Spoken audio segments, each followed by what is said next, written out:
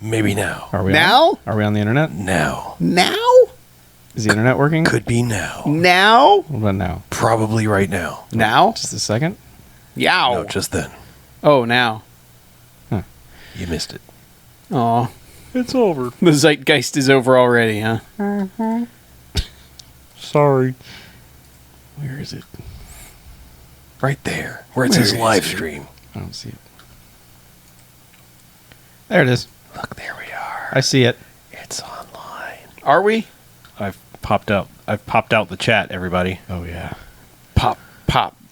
That chat. Pop that out. So you tweeting it? I am. Tweet that shit, yo. Oh, all right. Tweet it. Tweet. Hey, guys. Hey, It's good to be back on the BMFcast. cool. Thanks for having me. You know. What? Missed a few weeks worth. Oh yeah, you weren't here. I know. I forgot what BJ looks like at this point. Yeah, you forgot the features of his face. Well, you can never really tell the features because they were hidden under, like, Oh, beardedness. right.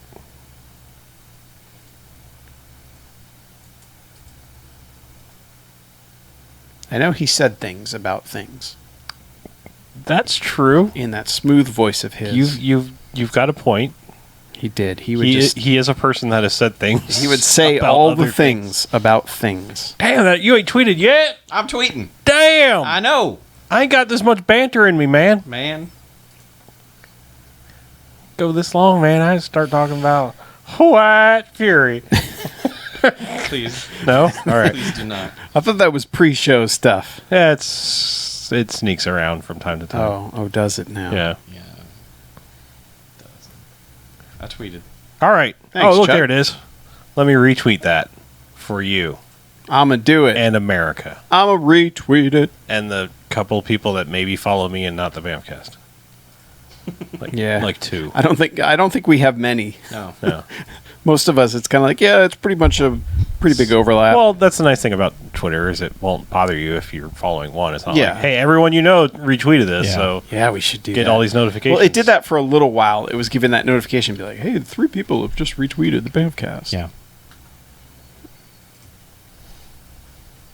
Oh, yeah, I turned off that crap because I was tired of getting notifications for likes and things. I'm like, they can happen. I just don't need to be notified for every single one. Right.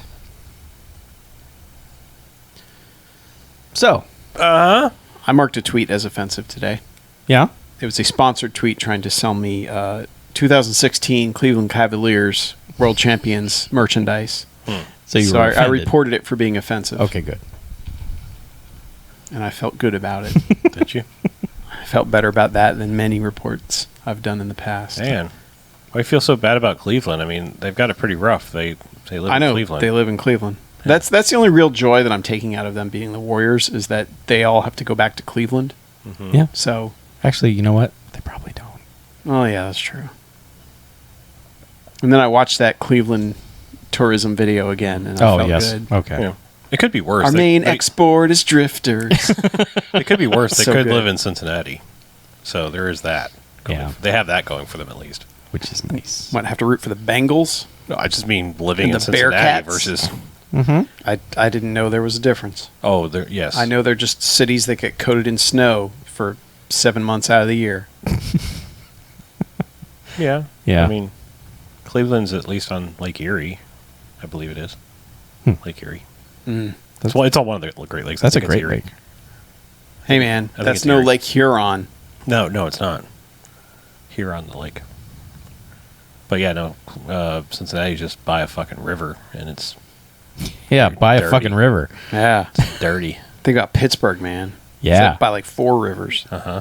Three. Three of them. We have Oh. four rivers. We have of 4 the- rivers. Oh. They have delicious. Oh, that's because barbecue that's the place, names, yeah. actually. Yeah. The rivers. Huh. Yeah, Facebook's being dumb, so it's not getting posted to Facebook. Yeah. Oh. Fuck you, Facebook. No. It's probably because I don't have Flash installed on this thing. Oh 'cause no. I haven't been able to update it in like How, 7 how will months. you dance without Flash? You know, because of our intro earlier. Oh.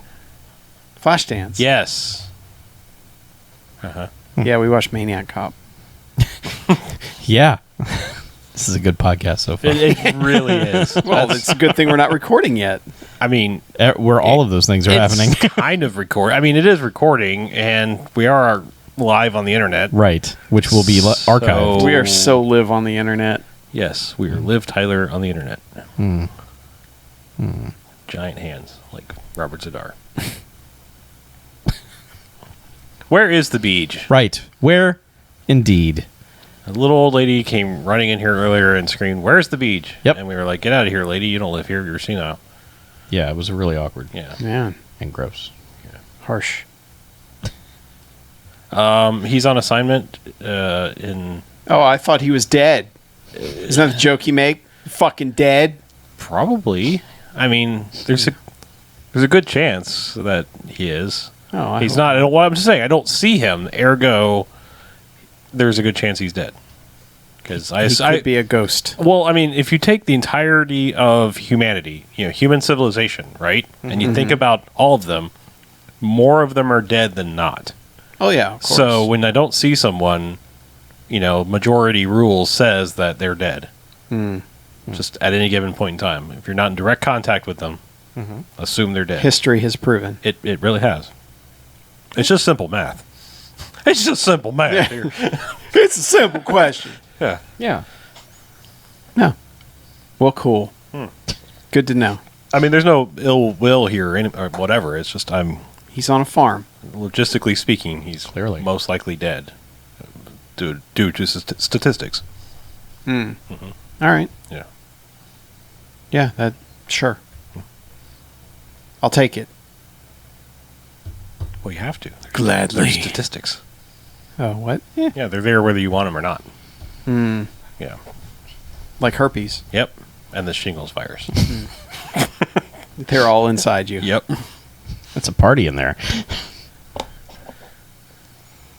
The time killed beach? Technically, time kills us all. Well, I'm saying, was he like doing the bird at the time and just like dislocated his shoulder and it went septic Yes. or something like that? And I don't. The old septic shoulder. It'll get you every time. I don't know how this works. Leading cause of death. It went septic shoulder. He got haptic feedback on his shoulder. Oh, no. Yeah. The steam controller. I knew it was a horrible It's idea. real bad. Wow. Hallelujah. Whoa. Oh. His Morris day had come. Uh-huh. Yeah. Updated software is available for this computer. Would you want to install it now? No. No. No. You're going to fail out anyway, you stupid Ubuntu piece of shit. Whoa. Whoa. Whoa. Yeah. There, Oh. I said it. Oh, yeah. Open source. Neck beard shit.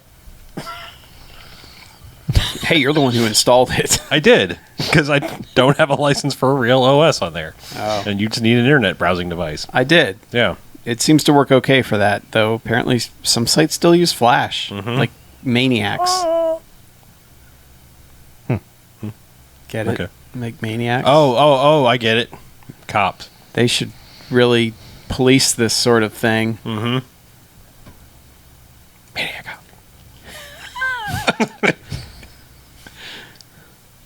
So, should we talk about Maniac Cop? Maniac cop. Let's. I mean, at any given point in time, we might just be talking about Maniac cop. You never know when Maniac cop is just going to appear and kill you. How are you doing that thing? I don't know. What? He's doing a thing. He's looking over. He keeps looking at the screen. He's doing a bit. Are you? What? No, there's no bid. Just talking about Maniac cop. And how he could appear and kill you at any point in time. All right, let's make podcast. Okay. We have bantered enough. Must make actual, real, Sure. legitimate podcast where All we right. say smart words, not the dumb ones we have been saying. Yeah.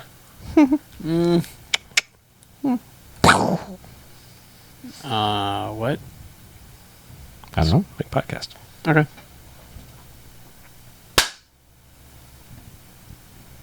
All right, and welcome to the BMFcast. Hey, BMFcast. BMFcast. Episode 331.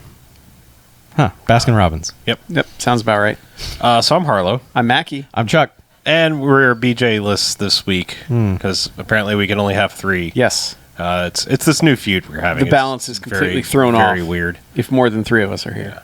It's a building code violation to have more than 3 people on a podcast at a time. It is. Yeah. I've already forgotten what BJ looks like. Yeah. So The it's features working of out his well face. for me. He's basically an Ewok. Okay. Just picture an Ewok that's BJ. All right. Yeah. Okay, good.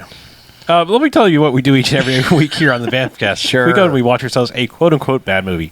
Come in here and talk about it for the first half. Then we rate them. Good bad movies, enjoyable bad movies. They get 1-5 jocks, as in robot jocks. Oh. Heck right. yes, Robot Jocks. Robot Jocks. Yes. However, there are bad movies. And stay away. They get a negative sliding scale, 1 to 5 bags, as in douchebags after Twilight. Oh, no. Boo. We don't like those because those aren't our thing. No. Twilight's bad and not in our wheelhouse. Those are not fun. Nah. So we're done with sequel month. Though admittedly we might have watched a movie to prepare for another sequel month. Yes. Because we watched 1988 Maniac Cop.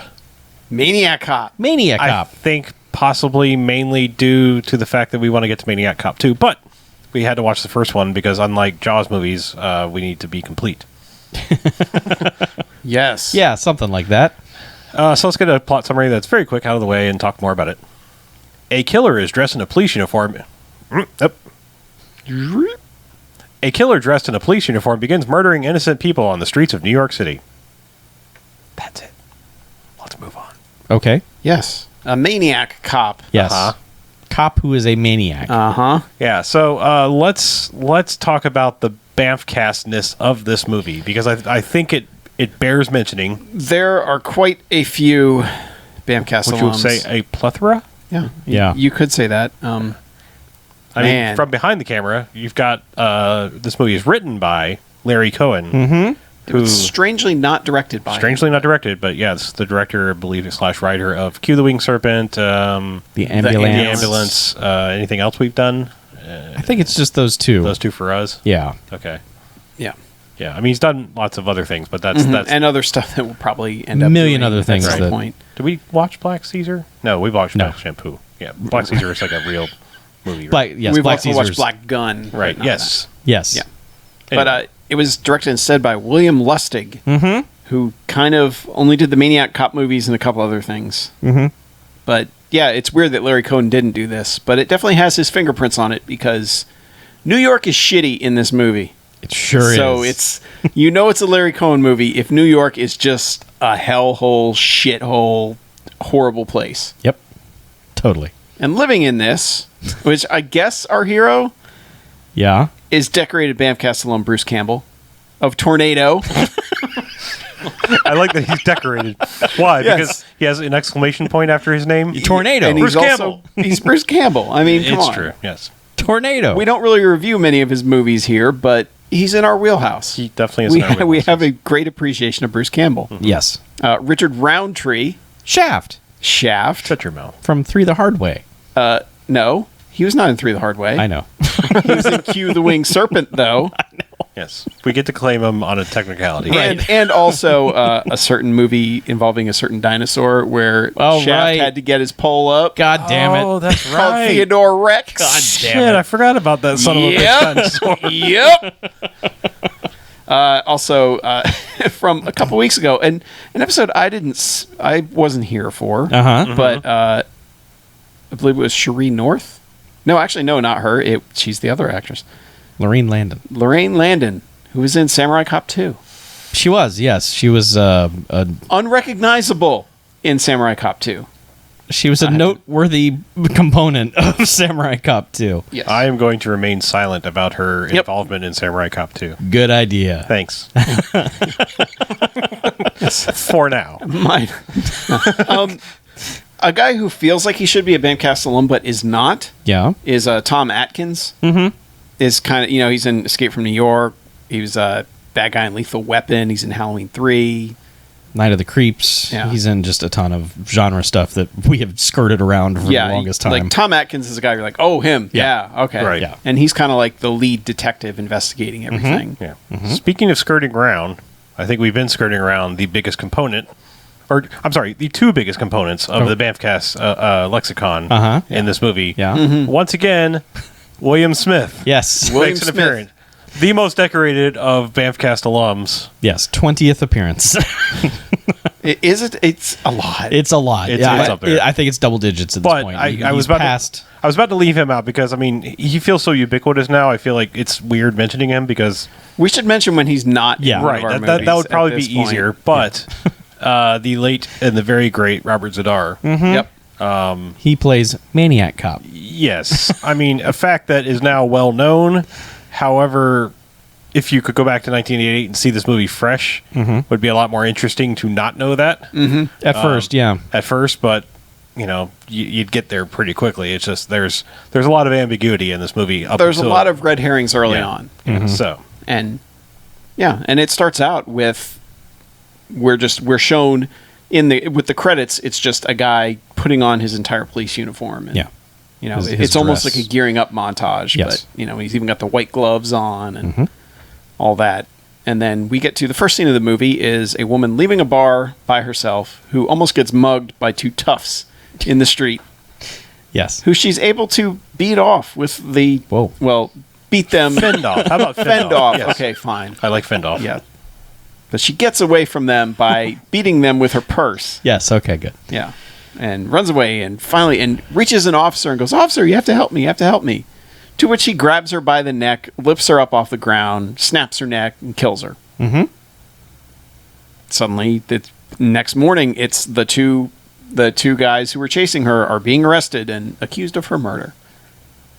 Because that's how it works. Because there was one guy from New York. Because to echo the shittiness of New York, of course, one guy watches all this happening to her while taking his trash out and just kind of shakes his head, goes, "Man, New York, huh? New York's pretty and shitty." goes back inside. I'm going to go on record as I think those people might be the worst people. Like, I understand there's offenders and there's victims, but I think the bystander who does nothing might be the worst one of all. Because look, a criminal is a criminal is a criminal. I mean, they are and know what they do, but the people that just stand by and be like, I can't be bothered. Yeah. They feel worse somehow. Yeah. So just throwing that out there. But he does give a report to the police as an eyewitness. Later, after there's a murder, and I don't know, it's a strange time to come forward, and also how did they find him? You know, did he just like, oh, there was a murder? I wonder if it's the same girl. If it's the same girl? All right, I guess I'll say something. Like, really? That's what it took? You know? Yeah. Kind of. But yeah. After this is when we're introduced to Tom Atkins, who's investigating it. And he doesn't buy it. He's like, no, I don't think these guys did it. Well, they go to the mortuary, or they go to the morgue. Yeah. The medical examiner's office, which was not Jack Klugman, and I was very upset. But this begins something that is very common in this movie. I don't know who the guy he's traveling with is not his partner, because I don't think we ever see this guy again. We see him once later. He starts screaming at things. But I mean, he's with this guy, and it begins this New York cops are not equipped to be New York cops. Yeah. Because he walks in and sees the dead girl on the table, and like immediately is like, I'm going to throw up. I'm going to throw up. And it's like, dude, you're wearing plain clothes. You're a detective. And I'm assuming the fact that you're working with Tom Atkins, I'd assume you're a homicide detective. How have you not seen a dead body and learned to cope with it? Yeah, none of these cops have seen any shit. Like, usually you've got old grizzled cops like, oh, that guy's seen some shit. Nope. Right. No one in this movie's ever seen anything ever. Because they're all horrified by everything. Right. Well, I mean, he's just immediately like, he's like trying to point out police stuff. I mean, Tommy Atkins is like one of the few people trying to be a cop in this entire movie of people that are in cop uniforms not being cop-like at all, including the titular Maniac cop. Yes. But he's like, oh, look at the size of the contusions. You're going to tell me these two, teenagers did this and they had the strength to lift her up over, and like, because the guy's like, oh, not only did she break her neck, her trachea is crushed and all this stuff, and it's like, yeah, you're saying these two teenagers did that. Two purse snatching teenagers did this. No, I don't think so. Right. And immediately the guy's like, we're gonna go, and he's like, okay, great, wonderful police work. So he's like, he's the lone theorist on this, that no way it could be these two kids. Yeah. And I think we get a meeting with the commissioner and the chief and everything that kind of like sets up we got reports that this guy was in a police uniform, and they're like, yeah, I don't buy it. Anyone can go get a uniform. Blah, just make it disappear kind of thing. Yeah, just keep it to yourself. Right. And then it's like, okay, I believe we get Maniac Cops crime number 2. It's just a random couple in a car. At the longest traffic light stop in the world. Yeah. Well, I kind of got the impression it was like Maniac Cop changed the light somehow, to make them stop. Like went into the signal. I don't know, whatever. Because He used Gremlins technology. or the little box that cops can do that. I know. But I'm saying, box. I'm pretty sure if you look at the light, both sides were red. Like both directions were red. Oh, yeah. So okay. I think he was like targeting somebody to stop at this intersection. Anyway, he makes this car stop. Two drunk people stumbling home from a bar in a car, and he just like they're stopped at this traffic light, and he just nightstick taps on the window and is like, "Come here, buddy." He never says anything. He's just like using his white glove finger to like, "Come on, buddy, come out of the car." And she's like, "You better do what he says." So he goes out of the car, stands in front of the car, and it's like he's on his own. He's like trying to do the field sobriety test. He's like head back, trying to touch his nose with his finger. And Robert Zadar pulls out his nightstick, which also apparently has a hidden sword or long knife inside of it. Pulls it out. The girl sees it, starts screaming, and she guts this guy and then flings him at the window. Now she slides over because it's it's an old car with non-bucket seats, right? So she slides over, but like he's cracked partially through the window, and spraying blood all over the like windshield. right through the holes that have actually gone through, and like all over her. So she's just screaming and panicking and throwing and drive, and she gets away. Yeah, and she puts on the windshield wipers, which just smear blood all over the windshield. Of course, that'll buff right out. Yeah. Oh yeah, yeah. But she gets away, and we never see her again. But maybe this is when we actually see Richard Roundtree and company, because they're discussing like, obviously there's something going on. Like she got away. Reports of a cop, guy dressed as a cop. This is starting to sound like we have a thing. Yeah, and Tom Atkins goes to him and they have this conversation where he's like, I don't think it was the kids because of the the contusions, everything. It's not lining up. I think it's somebody. I think it might actually be a cop doing this. Right. I'm just saying. And he's like, and Richard Roundtree's like, no, fuck off. Yeah. It's not one of us. It's somebody trying to make us look bad. And also, like, what do you want me to do? Go through the psych eval of every single officer? And he's like, well, I don't know. Like, start with people who have a possible history. Or he's like, well, what about you? You lost your partner, and suddenly your gun just went off. And he's like, like that just happened 10 days after you lost your partner. Doesn't that seem convenient? Maybe it's you. And he's like, look, all we know is it's like a white male over 6 feet tall and obviously strong enough to pick somebody up off the ground and break their neck. He's like, that doesn't give me a lot to go on. It's like, that's a pretty good start. Like that's a better start than most. Yeah, that's better than a completely cold case. But anyway, this is all like first act. Like, man, it's just like, bam, that they are hot on the trail. Like, they have clues, they have ideas. We have a rogue detective who doesn't believe what everybody else believes. Yeah, and William Smith shows up somewhere around here, and he's the police captain. He's like, we gotta find this guy. This son of a bitch is gonna pay. Well, I think he was the one. Like, well, no, was it him or Shaft that was telling him about the oh, come on, you're not squeaky clean mentally either. That was Shaft. Was it? Okay, I thought he was talking to William Smith, which is weird that he would directly address, the commissioner would directly address this detective guy. But whatever. So we're about 10, 15 minutes in. Yeah. And this is when we're finally introduced to Bruce Campbell. Right. Where he is purposefully, in the first scene he's in with his wife, who his wife is clipping out all of these newspaper clippings of the murders. Yeah. And is keeping a scrapbook of all the murders. Yeah. Which we find out later why she's doing it, but... Do we? Yeah. I mean, I think we do, but I mean, it's like, we find out because it was in the script. It's like, there's not really a logical reason here. Well, there kind of is, but they purposefully in the beginning, like in the first scenes he's in, they purposely only shoot him from behind. Right. And he's getting dressed in like, a beat cop's uniform, similar to Maniac Cop, and white gloves, nightstick, all the guns. Yep. And he's all of his dialogue is, ADR'd because his back's to her, but it's basically... And we should also say, like, all the shots of Robert Zadar, Maniac Cop, have been obscured as well. Like, we have not seen any face. Basically don't see his face until, like last 20 minutes. I think there's finally a shot where it's like, okay. It's a movie where being us and knowing Robert Zadar, we know immediately, okay, it's Robert Zadar that's killing everyone. But, in 1988, that would have been awesome. Like, to not... If you didn't know who Robert Zadar was either and know how distinctive he is. Right. Well, I mean, they hired two guys with... I mean, they don't compare in shape or style, but I mean, two guys that are known for, very unique chins and jawlines. I mean, they don't really match up, but it's both like, oh, okay, well, maybe it's him. He's pretty tall and he's got an interesting chin. But But either way, they go to great lengths to shoot Bruce Campbell from behind in these shots, and it's basically she's saying, "Oh, I get worried when you go out. You're out all night all the time. You'd rather work overtime than stay here with me and me wet blanket you all night. Yeah, and he's we have basically, problems. Yeah, we our marriage is not good. We've been to counseling. Blah blah blah. It's a lot of backstory kind of dropped on you real quick. Don't mind me. I'm just scrapbooking the homicidal killer. Mm-hmm. Yeah, he's like, well, I gotta go. I gotta go. Yeah. I don't have time. What do you want me to do? I'm already on the duty roster. Gotta go. Bye. And she's like, I don't trust any of this. Or no, she gets a phone call.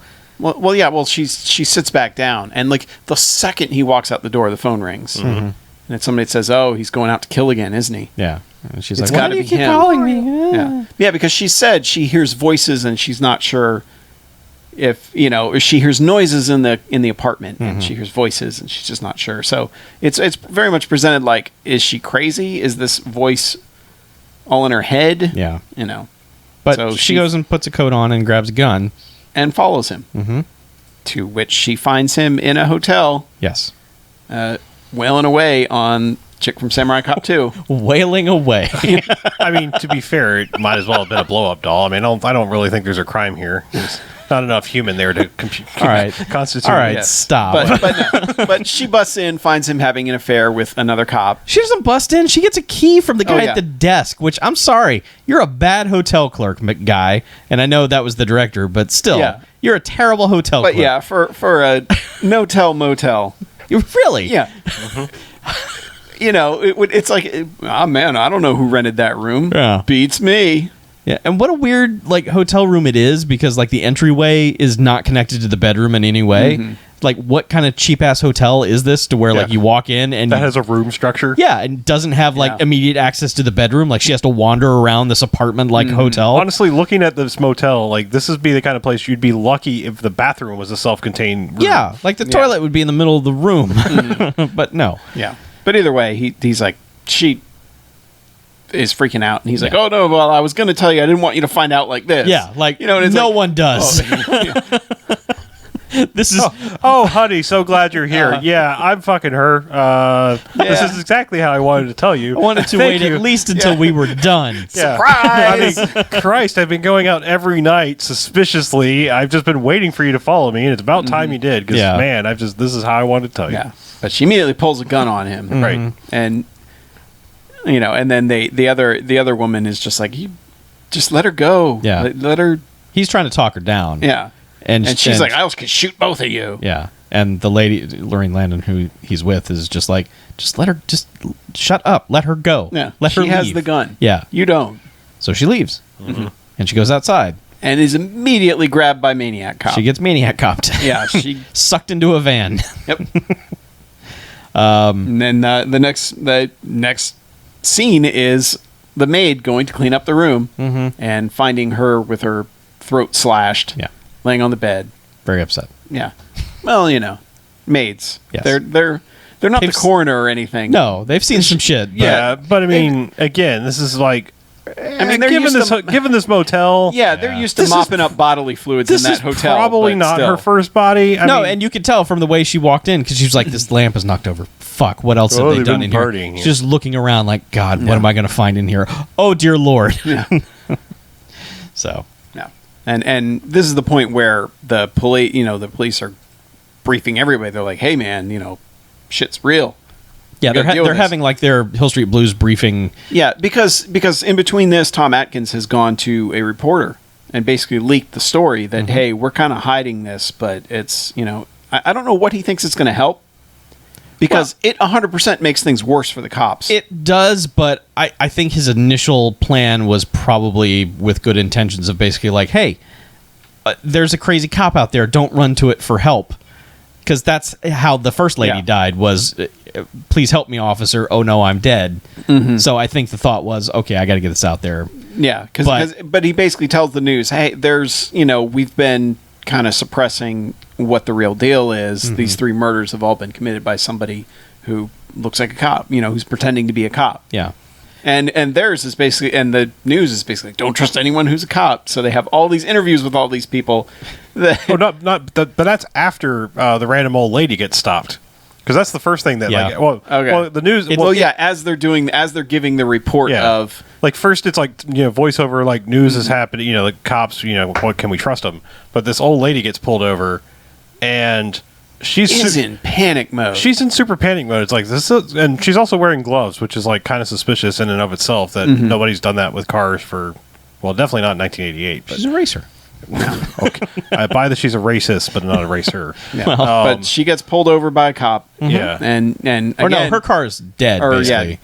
And a cop shows up to help her. Right. Taps on the window and just stands there while she digs in her purse, pulls out a gun, and turns says, around and, "You're like, not going to get me," and Yeah. shoots him in the forehead. like between the eyes. Like, Yeah. Again, with the gloves, I'm going to go with that was way too good of a shot. That this old lady was some kind of, like, crime syndicate person. She was licensed. Yeah. It's New York. Everyone knows how to shoot. I know. The next shot is Richard Roundtree going, "She thought he was going to kill her. This is complete bullshit. Right. We got to deal with this." Yeah. So the cops are having their briefing, and William Smith goes and pulls Bruce Campbell out and pulls him into the hallway and is like, "Look, we need to talk about your wife." And he's like, "Oh God, did she call you? She shouldn't be bothering you. Our with business is our business." And he's like, "No, she's dead." Yeah. He's like, and he gets into a very graphic description of how she died. yeah. He's like, "You want to see the pictures of her throat cut?"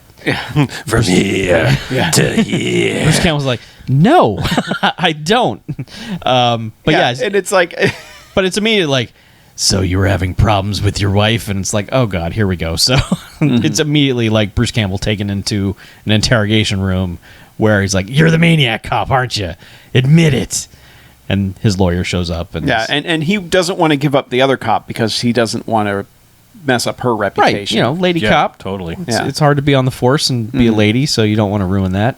Yeah, which is kind of like, and he and his lawyer's just like, "All right, so we get it. Is a fit of rage. We can play that card." And he's like, "No, I didn't kill her. It wasn't me." And he's like, "Oh, really?" Yeah. Yeah. All right. Well, that's very different. Wasn't expecting that. Yeah, Let me get this other and file.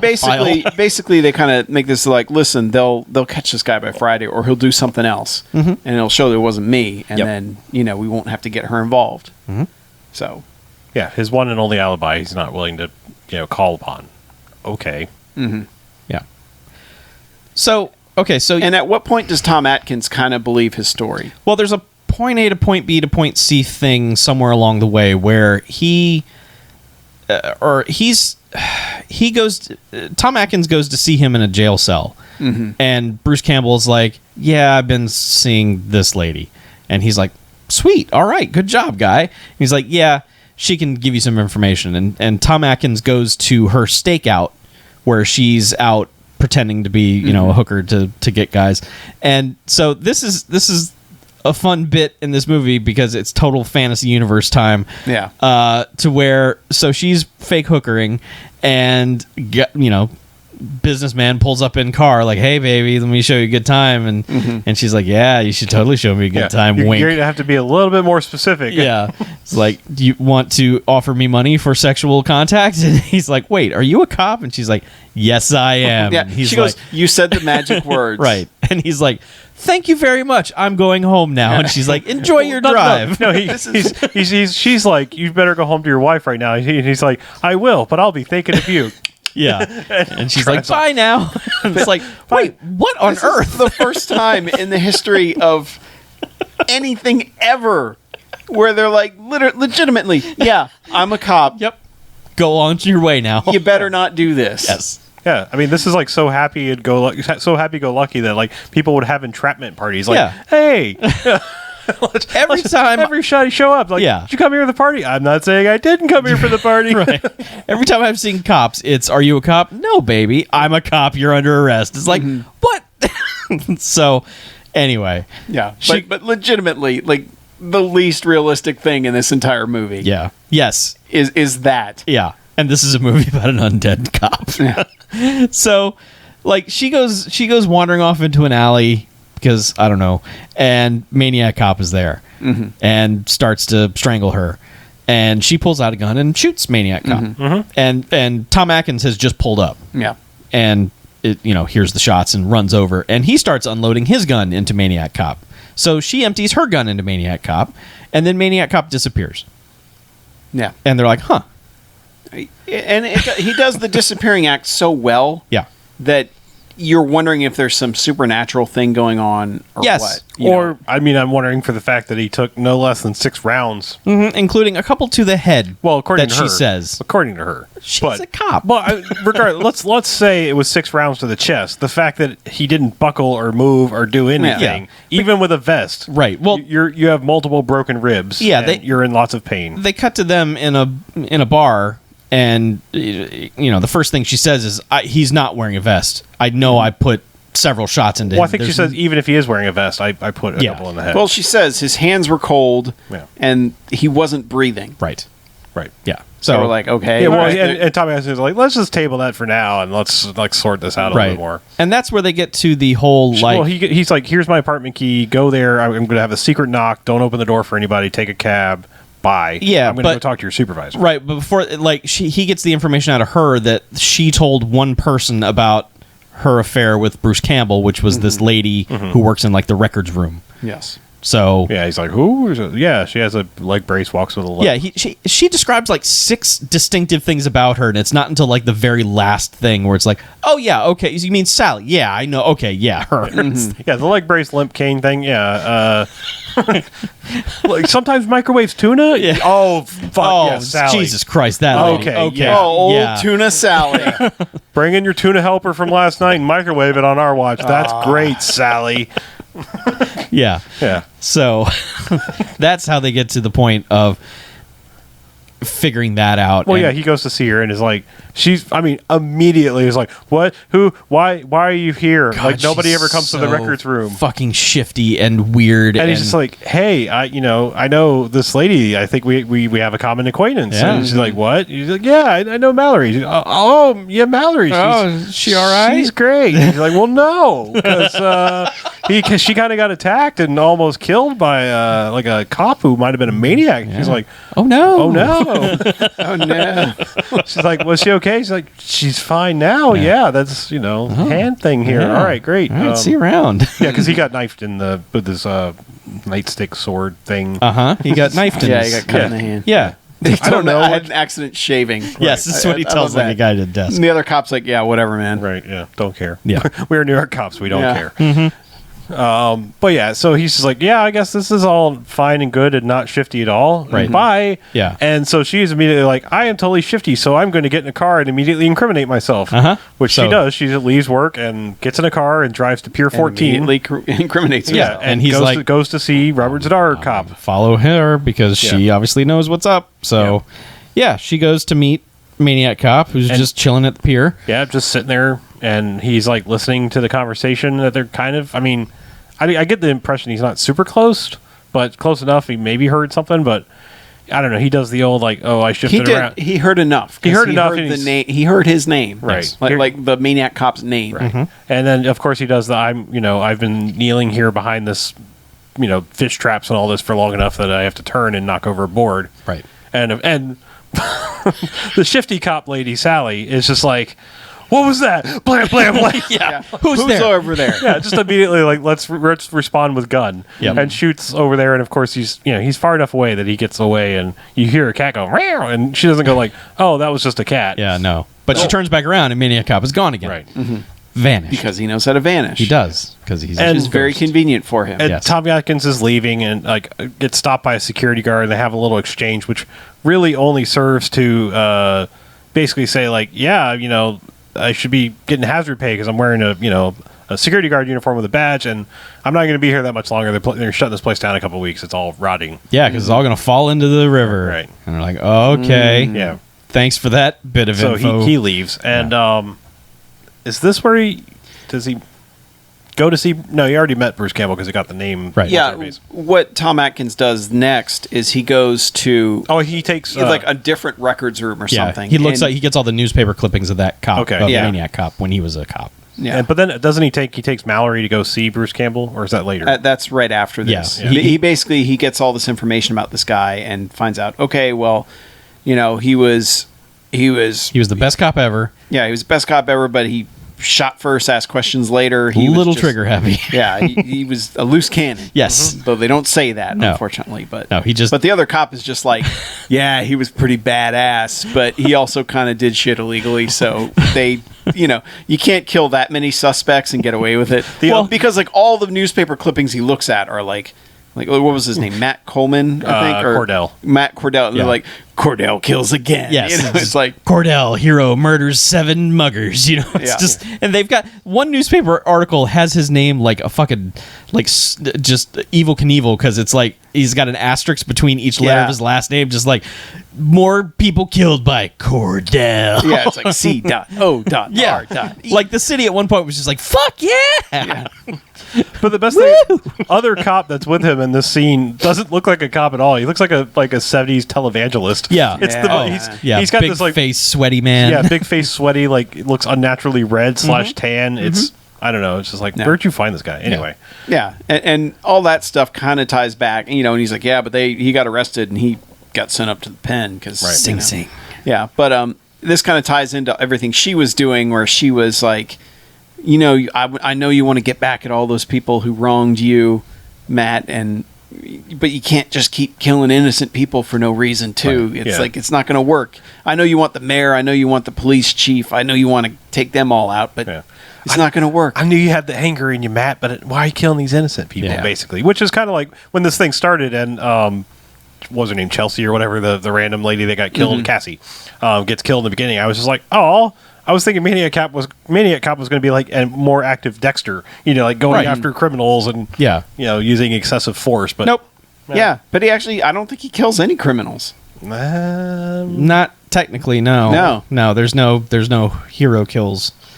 By him, but I mean, technically, he did kill his accomplice, which we're getting to in a minute. But she's kind of a criminal. But like, okay, so Tom Atkins is leaving that records room, and he's just like, oh well, I guess he didn't have any family. That's a bummer. See you later. And the guy's like, oh wait, no, he totally had a girlfriend. And he's like, really? That's interesting. Well, I got to go. And he's like, no, she wasn't much to look at. But, she was unique and had, she jumped out a window and now she's crippled. And he's like, yeah, well, that's great. See you later. And then just like, again, keeps giving details of this lady. And then it's like, finally, the last one is, it's like, ding. Yeah. She sometimes microwaved her tuna helper. It's like, oh, God damn it. Sally. Fucking tuna Sally.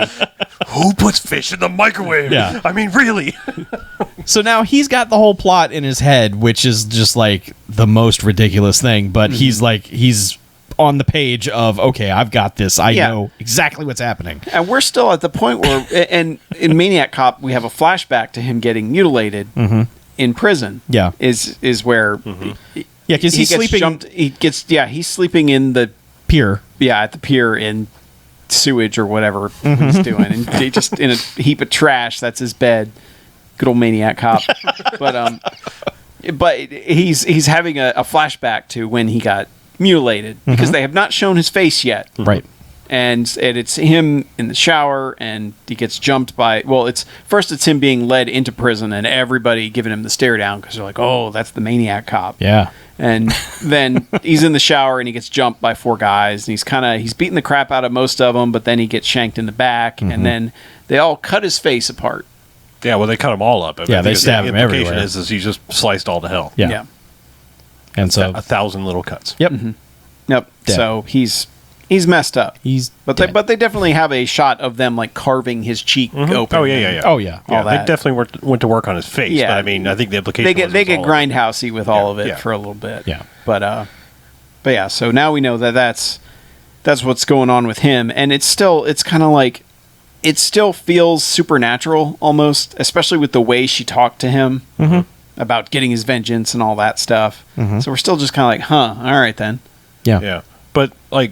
It's kind of like, all right, I guess he's got some information, but he takes Mallory to go see Bruce Campbell. Yes. In the jail. And he's like, yeah, she's going to help interrogate him with me. And basically he's just like, he shows up, it's like, hey, you two are together now, and I know it's not you.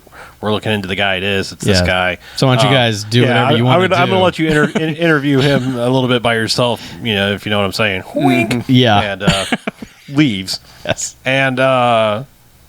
yeah, he goes into the records room again, and I'm not sure if he's just going to confront Sally or what he's doing. I guess he was looking for like a little bit more records, like he needs just that little bit more proof. So he's looking through her purse, and he pulls out one of the white gloves, and goes, "Oh, huh," and suddenly another he gets clue. suddenly he gets whacked on the head with the cane. Yeah. And she goes ballistic. Yeah.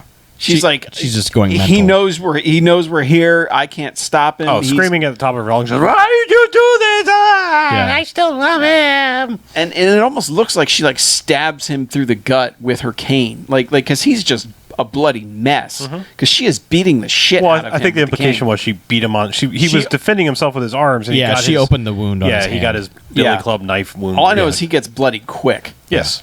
But he eventually, gets her away from him and gets up. Yeah, he grabs the cane and he's like, "We can help. Like, we can do something about this." And she's like, just in losing her shit mode. Yeah. And she's stumbling out into the hallway, screaming. And that's when Maniac Cop grabs her through a door window.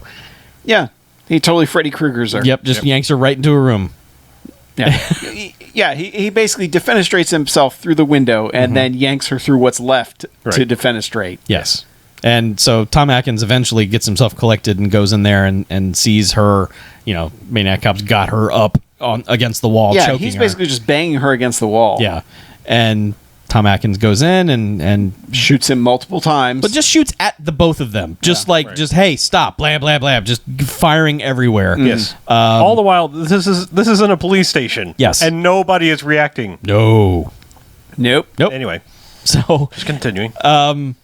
yeah, so eventually, Maniac Cop drops her, and she's laying on this table. She's pretty much dead. And Tom Atkins goes in and just starts trying to hit him, shoot him, anything. And Maniac Cop's having none of it and just throws him into this row of file cabinets. Yeah, he's like banging him against each cabinet individually. Yeah. And so, eventually, the girl in there with Bruce Campbell is like, did you hear something? Well, she's kind of hitting the buzzer like, man, It's like, let's get out of here. yeah, we should probably, there's somebody come get gunshots. me. Something's up. So let us out. And then realizes that the door's just open. Yeah, door's just Okay. totally open. So walks out and goes over to the guard who was guarding the room and it's like, hey, why didn't you answer the buzzer? And then pushes him a little bit and he falls back dead. And she just goes full horror movie scream lady. Just To be fair, I think Sally noticed the first dead body. Yes, she did. Because there was a cop hanging that she bumped into, and she was like, "Oh God!" And that's when she got defenestrated. Yeah. So that was the first, like, okay, he's here and he's already killed some cops. right. Yeah. So lady sees she overreacts and is like, "Oh my God!" Yeah. Yeah, And then Bruce next to Campbell him- comes out and is like, "Oh fuck!" Yeah, because I there's gotta deal another with this one now. who's been hung by his handcuffs, and they're just like, "What the hell?" So Bruce Campbell is suddenly, "I'm now Action Man. Time to be the hero of this movie," which is really strange because he has done literally nothing up until this Yep. point. Right. And we are probably into the third act at this Yeah. point. Well, I think that Mallory is like, "Fuck this shit," and runs outside because she's Well, downstairs. He tells her, "Get out of here. Right. Go downstairs, and if I'm not down in 5 minutes, hotwire Atkins's car and leave." yeah. Yeah, because he's like, "Well, how did you get here?" And she was like, "Atkinson's he car." drove me, right. He was like, "Fuck, Yeah. all right." So Because so she goes downstairs. She's trying to start a car or sitting in the car, and Atkins gets thrown out the window onto another car. yeah, the dead. taxi that's parked next to like him, just dead. Yep. He's he's out of the movie. Yep. The guy that's basically been the main character of the movie gone. dead. Yep. And the only one who can corroborate their story. Right. Yes. Because Bruce Campbell now is like, all right, Yeah. I'm tired of these dead cops everywhere. I got to get out of here. And rounds the corner, and that's of course when three cops magically like, oh shit, you're Bruce Campbell. Why are you out of the cage? Right. Yeah. Didn't hear any of that other gunfire, Yeah. screaming, bloody murder, No. anything else. And Bruce Campbell's just like, "Get on the ground." And of course, I didn't Maniac do Cop this. has vanished completely. Yes, of course he has. Yeah. And so he's like standing there next to dead bodies, and he's like, gun, it wasn't me. Yeah. Put your guns down. I'm leaving. I'm totally innocent now. And Get on the ground. Yeah, get on the ground, face down. And like, there's a quick little banter between the two of them. Where one of them was like, shouldn't we go after him or something? He's like, well, he said he didn't do it. Yeah. Yes. Yeah. Yeah. Yeah. So, So they're away, and the next plan is they're going to go to the prison, which, as she points out, or go to Sing Sing where Robert Zadar was locked up and shanked and everything else. Yeah, yeah, because Tom Atkins had a appointment with the coroner, the doctor physician, who yeah. works there. And she points out rightfully so, like, you're one of the most wanted people by the cops right now, and you want to go to a prison. He's like, what other choice do I have, basically? Well, you have lots of choice. Drive to Jersey. Just go away. You're really not tied to this at all, even though the movie kind of pretended that you are. Let's see. Jail or Jersey? I mean, well, that's a good point. Connecticut, maybe? Yeah. There you go. But yes, they go to the jail. He pretends to be Atkins when he goes in, signs in that way. They go to see the doctor, and he's kind of telling him the story or whatever. And then, he got shanked, and I did the examination. And then usually there's no big ceremony with these people. We don't stitch them back together like a funeral home. It's just like we put them in a pine box and bury them up in like some field, Potter's Field or something like that. Yeah, we stitch them up so they don't just explode and put them in a box. Yeah. And they're like, "Did you do that for this guy?" And they're like, "I don't know. Let me check." He's like, "Yeah, I picked up the pieces and put them in a box." Yeah. And he's like, I can look it up. And he's like, yeah. I don't know. Somewhere along the way, they basically accuse him of like, he's not dead, right? And the guy's like, let me tell you what sort of happened. Yeah. Basically, he was really messed up, but he was basically brain dead. So a lady came along and convinced me that I should let him go and that he'd be no threat. He just... If I put him back in the population, they were going to finish it off. Yeah, so I let him go, and then they're like, something happened. And wait a minute, who are you? Let me see your badge. Let me see your identification. He's like, well, Atkins is dead, killed by this guy, and he's like, I want nothing to do with this. Get out of my office. I'm going to pretend you were never here.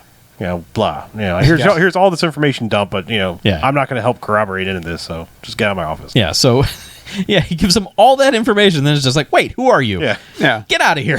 Basically, I put this guy. I'm not talking to you. I love that he's basically like, I'm just listen. No harm, no foul. Yeah. He's like, you don't tell anybody about this. Like, dude, I don't tell anyone you were here. He was brain dead. I didn't lie. Yeah, I didn't lie when he said he was dead. I left out the brain part. He was legally dead. Yeah, legally dead. So I did my job. Yeah. Legally dead. Yeah. Nothing I could do. Not my job. Then their plan is like, suddenly all of a sudden it's St. Patrick's Day. And we're told that because some assistant comes into the doctor's office and hands him a green tie. And he's like, what's this for? He's like, it's St. Patrick's Day. Yeah. Which is just an excuse that they threw in the movie so that they could hard cut over to the New York St. Patrick's Day parade. Mm-hmm. Of which Sam Raimi has gotten probably not totally legitimate footage. As far as like not totally legal to grab this. Sam Raimi has shown up as a television reporter covering the parade, but also shot a bunch of footage of this parade, and I guarantee you there were no permits involved in this. No, probably not. Not a one. So there's some really nice looking footage of parades. Not at all. It's kind of too bad because we skipped over. I think I interrupted it to change the order of things. There was a part of the newscast earlier where they were interviewing random people on the street, Yes. and it was just a Whitman sampler of people of like basically like, I don't trust cops. I see cops, I walk to the other side of the street, and like another guy's like, cops shoot my friends all the time. And why I didn't trust them before? Why would I do it now? All that kind of thing, and they kind of missed their opportunity because there's shots clearly in this parade of police precincts participating in the parade. That was a lot of P's. Yep. And they didn't like do any kind of cutaway shots of people like boo in the crowd or something. Right. There's a few signs that are like cop killer. They do. Yeah. They had both spelled with K's. Yeah. But could have gone either way. But I guess it would look like, what's a siller? Ice-T was right. Yeah. Cop siller. Yeah. But there's a little bit of that. But I mean, I think they could have like built it up a little bit more. Where like people are like, boo. They were just lucky to get that parade footage. Anywho, so yes, Sam Raimi shows up briefly, and other than it's just like, I don't know, production value. I mean, I felt like absolutely. It was like the Super 8 section of like, I don't know, it doesn't have anything in the movie, but production value is great. Let's go. I think the trivia section said that they used this to secure additional funding from investors. They were like, look how good our movie looks. It's a parade. We got the budget for it. Parade. Yeah. See? Look what we shot. Yeah. But it just serves that like Shaft and company are about to go participate in this parade. Mm-hmm. And the cops are generally kind of lackadaisical, like they haven't been for the rest of this movie. But it is a moment where Bruce Campbell's like, I'm just going to stand on the corner here. Yeah, I can't go in there. I can't go in there. Mallory, you go ahead and go on in there. And I don't know what they expected to happen because, I mean, seriously, she goes into like Shaft's office. It's like, oh, you're the girlfriend of the guy they were looking for. get her. Yeah. You know, like right. Yeah.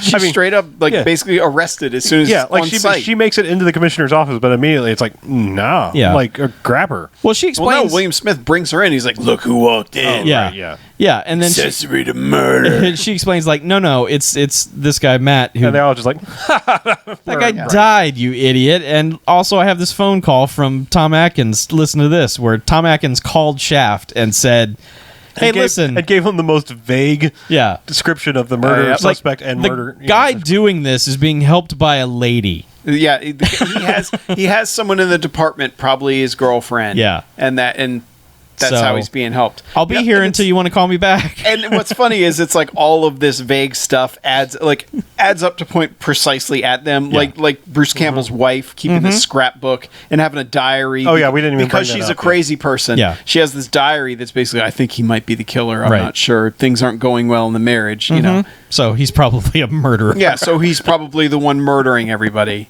Right. instead of just being Bruce Campbell. Yeah. You know. So anyway, like Shaft and William Smith are basically like, we got to get to the parade. Yeah. Beefy If McSargent you're over done here is telling here. stories. Yeah, to book her. She's clearly involved in this. Just Yeah. take her to jail And right she's, now. Yeah, and she's like, he's still out there, and he's probably going to try and kill you if you go down. Yeah, he actually specifically wants to kill you, both of you. Yeah. He's like, I wouldn't go Maniac out there. Cop has a reason. They're like, oh, that guy's dead. Yeah, that guy's dead. You're crazy. Whatever. He was a Yeah. good cop, and now he's dead.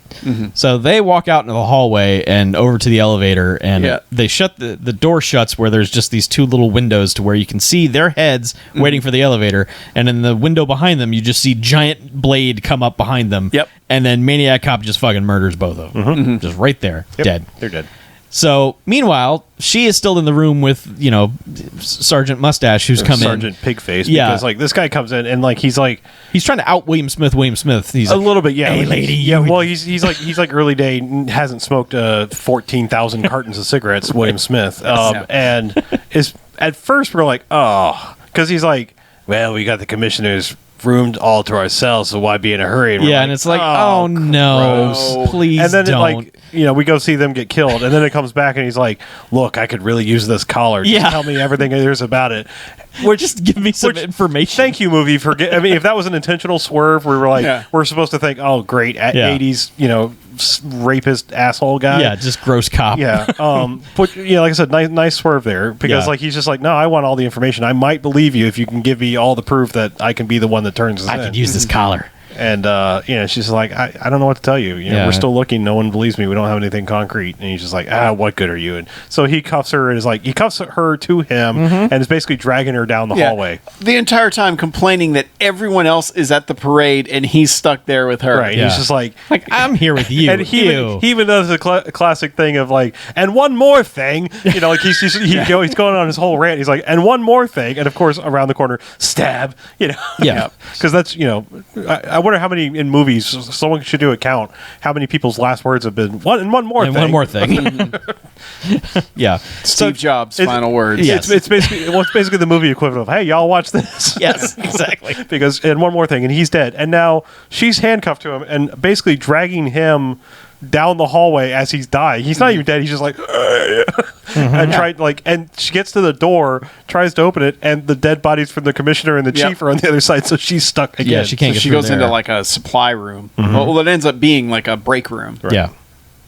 And she fishes his keys out. she finally gets his keys out. He hears Johnny's through the window or through the door. Right. She throws a chair out the window, to which Right. Bruce Campbell's like, huh? And all the other cops are rightfully finally like, huh? Like, what? And she jumps out like on this balcony thing and essentially just gets away. Like he's reaching at her, but she gets on the fire escape and is yelling at the cops the entire time of like, he's up there. And like, she's getting And away. some do run in. Some of the cops run in. Some do run in, but then some others are like, Bruce Campbell's finally like hands out of the pocket, like, what's going on up there? And everyone's just running like, hey, Hey, that's Bruce Campbell. grab him. Get him. And they throw him up against the paddy wagon, and they're just me like, I should put a bullet between your eyes. Yeah. Like, We finally caught the maniac cop. there's just like no talking to these people. Like, Yeah. that's what I love about movies that are like, everyone is so rigidly Oh, yeah. sure of everything. Yeah. She's like, "Oh, it's you son of a bitch." Yeah, you're going to the chair, you Yeah. maniac. And I love that the movie actually uses the phrase maniac cop like a dozen times. Like Right. it's even in this computer printout. Yeah, it's on the like computer screen. The APB before is Tom titled Atkins died. Maniac Cop. Right. But like, so they throw him in the back of the paddy wagon, like basically almost do the, well, we're done here. Yeah. Like and- Another case solved. Yeah, and he's is he handcuffed behind the back? Yes. Yeah. Yeah, okay. Yeah, He is there, but eventually they disappear, I think. Yeah. But so he's just hanging out in the back of the paddy wagon.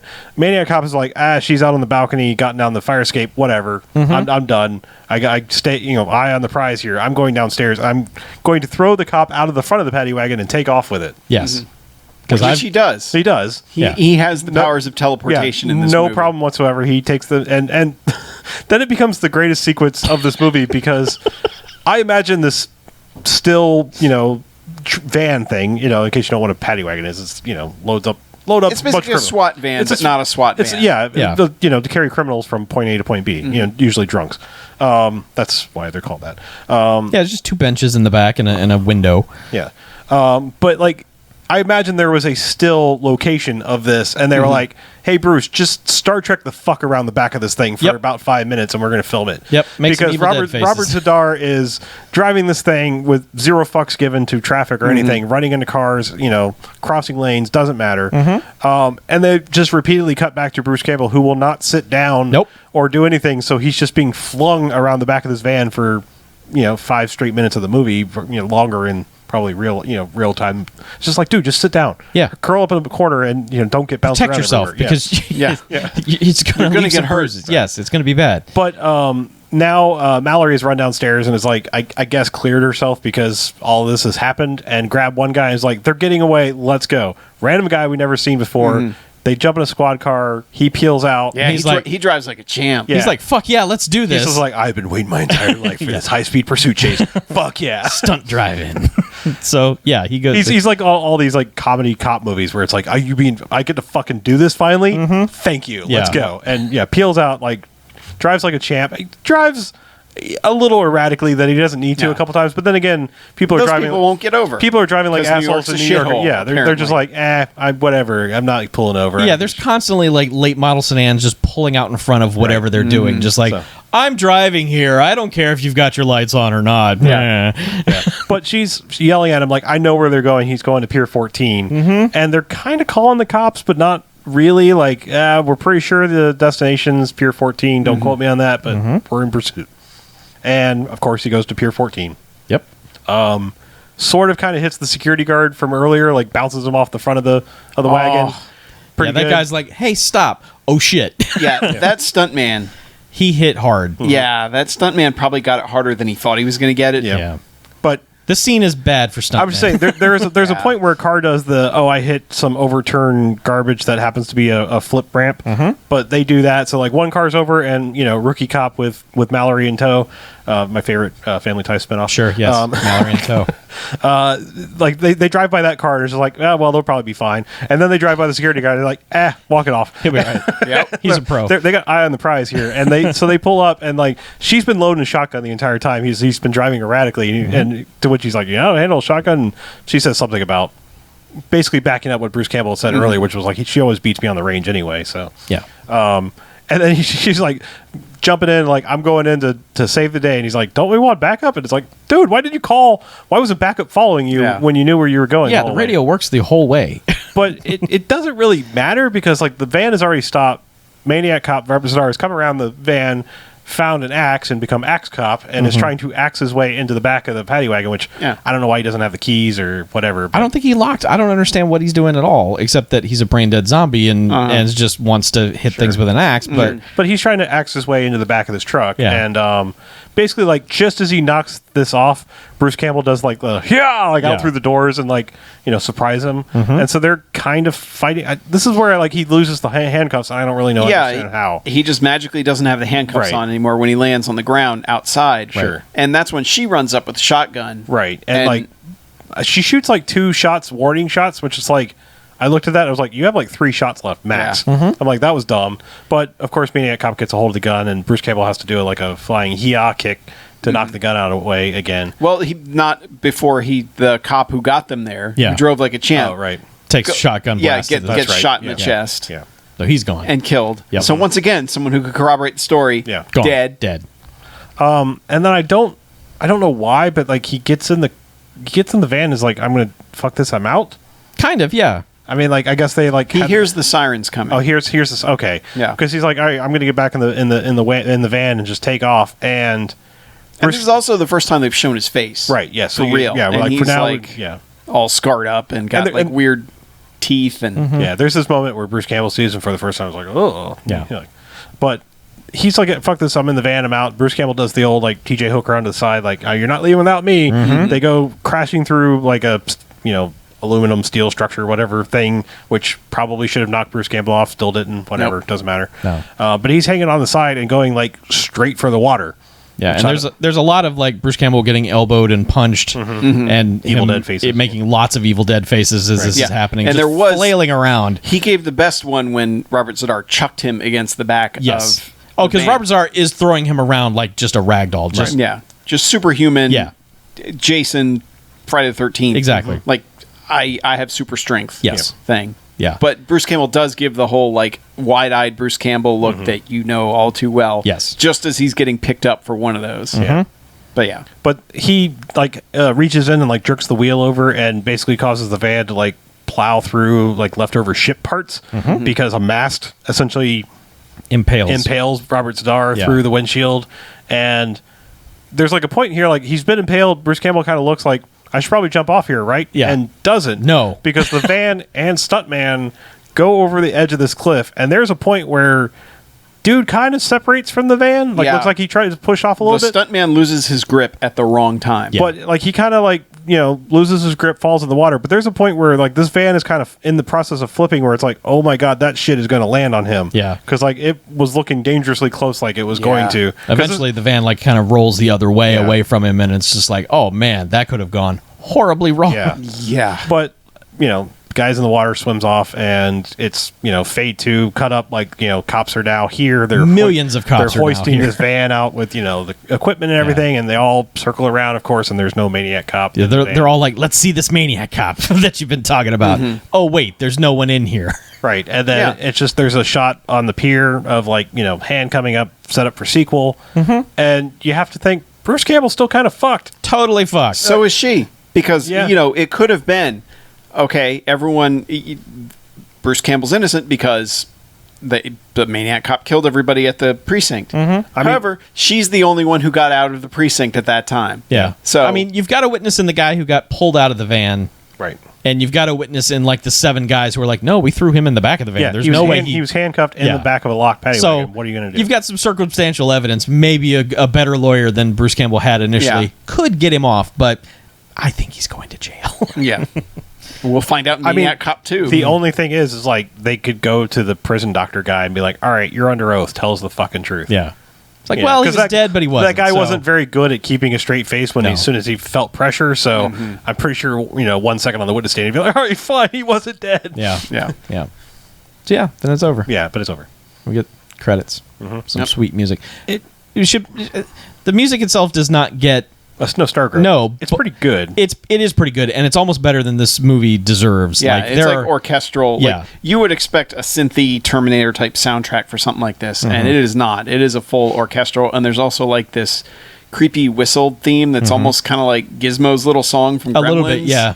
But like creepier and whistle. It's good. Yeah. Maniac Cop has a good theme. And there's 2 songs sung by David Carradine. Yeah. BMFcast own David Carradine. So Who there's another knows? BMFcast alum thrown into the movie. Yeah, they had to have just been background songs in like the bars and stuff. But yeah, 2 of the songs in the closing credits, David Carradine. So, and the music was done by Jay Chataway, who did he did a lot of the first season of Star Trek: The Next Generation. Well, there you go. So I think he even did the pilot.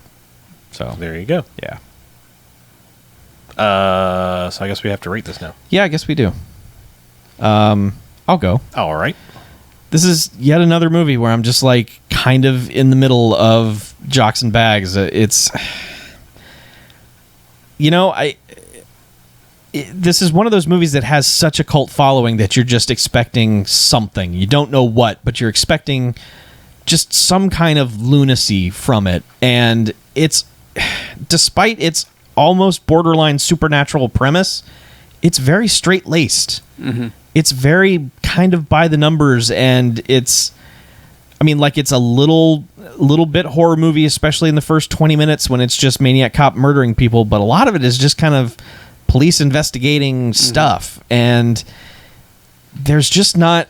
it just feels so middle of the road. It's like borderline, almost good movie, but not really, because the pacing is so weird and the act structure is really bizarre.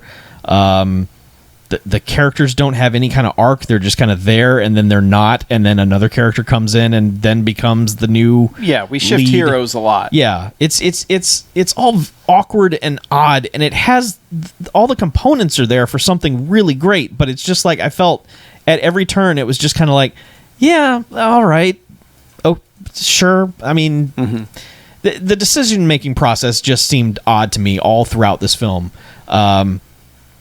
I like it. In premise, I think the execution doesn't come off as well as the premise sets it up for. I think there's more potential in the premise than there is in the final product.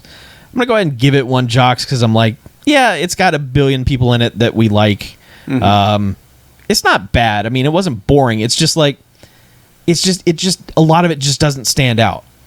Like, I was having trouble remembering a lot of it, especially like the first 30 minutes, because it was just like, yeah, murder, and then I guess the cops get involved. It's just, there's just not a lot to it where you're just like, oh man, fuck yeah, that scene. There's really none of that. Well, it actually plays out, aside from Robert Zadar being able to teleport wherever he wants, but as far as the police are concerned, it kind of plays out like it kind of would realistically. The cops would be investigating these leads, and they'd probably be like, no, this is the guy who did it, and there might be one guy who's like, I'm not so sure, but otherwise they're like, no, it's a closed case, man. I think there's a lot of that in it too, in that it's almost too realistic for its own good. It's like it refuses to commit to what it pretends to want to be. Like, okay, maybe supernatural murdering cop running around New York City? Maybe not. Yeah, because why don't you decide? It's like, no, movie. Because the doctor says he should be brain dead. Yeah. And it's like, okay, he kind of is, because he can't speak or kind of can't be reasoned with almost. Yeah. But he's still fully functional as far as everything else goes. So it's kind of like, oh, you took away from yourself there. Still knows how to drive. Apparently a stick shift because there was a clutch involved. Which, that's pretty good for a brain dead person. Yeah, not bad. There's a lot of people that supposedly aren't brain dead that can't geniuses. do these things. Yeah. So yeah, I'm gonna give it 1 Jocks. I'm torn on this, but I don't know. Yeah, I think I liked it a little more. I think I went I'll go 2 Jocks on it. I suspect that its reputation comes more from the sequels, because I think the sequels from 2 is the one everyone's like, you got to watch Maniac Cop 2, and we're like, well, we can't start there. Yeah, no, that's crazy. Yeah, but I think it is kind of this one is way more played straight than we were expecting at all, and it hurts knowing who Robert Zadar is, seeing him in the credits, and going, all right, even if we didn't know that he played the Maniac Cop, right? Waiting, going, all right, where's Robert Zadar? Yeah, because we recognize all the other names on this cast list. Well, there's enough shots of just his eyes would be, oh, that's Robert Zadar. We know him pretty well. Yeah, yeah, and that's the thing. I think is the first half sets up a lot better stuff than the second half does. Yeah. Because the first half's fun. It's full of red herrings. It's full of like, oh, it might be William Smith because he's acting so evil and he's William Smith. Right. It could be Bruce Campbell because, he's still kind of shady. Yeah. But it doesn't pay any of that off. And in the second half, the kills are boring. Yeah. And then maybe that's the thing. Throughout they don't show them at all. You just see the aftermath. Yeah, that's another. Yeah, thing. He kills Hannibal Lecter's a whole room full of cops, a whole station full of cops, and you don't see any of it. Yeah. And then when he kills the William Smith and Shaft, like it's barely on camera. Right. And it's kind of like at that point you are kind of like fuck those guys.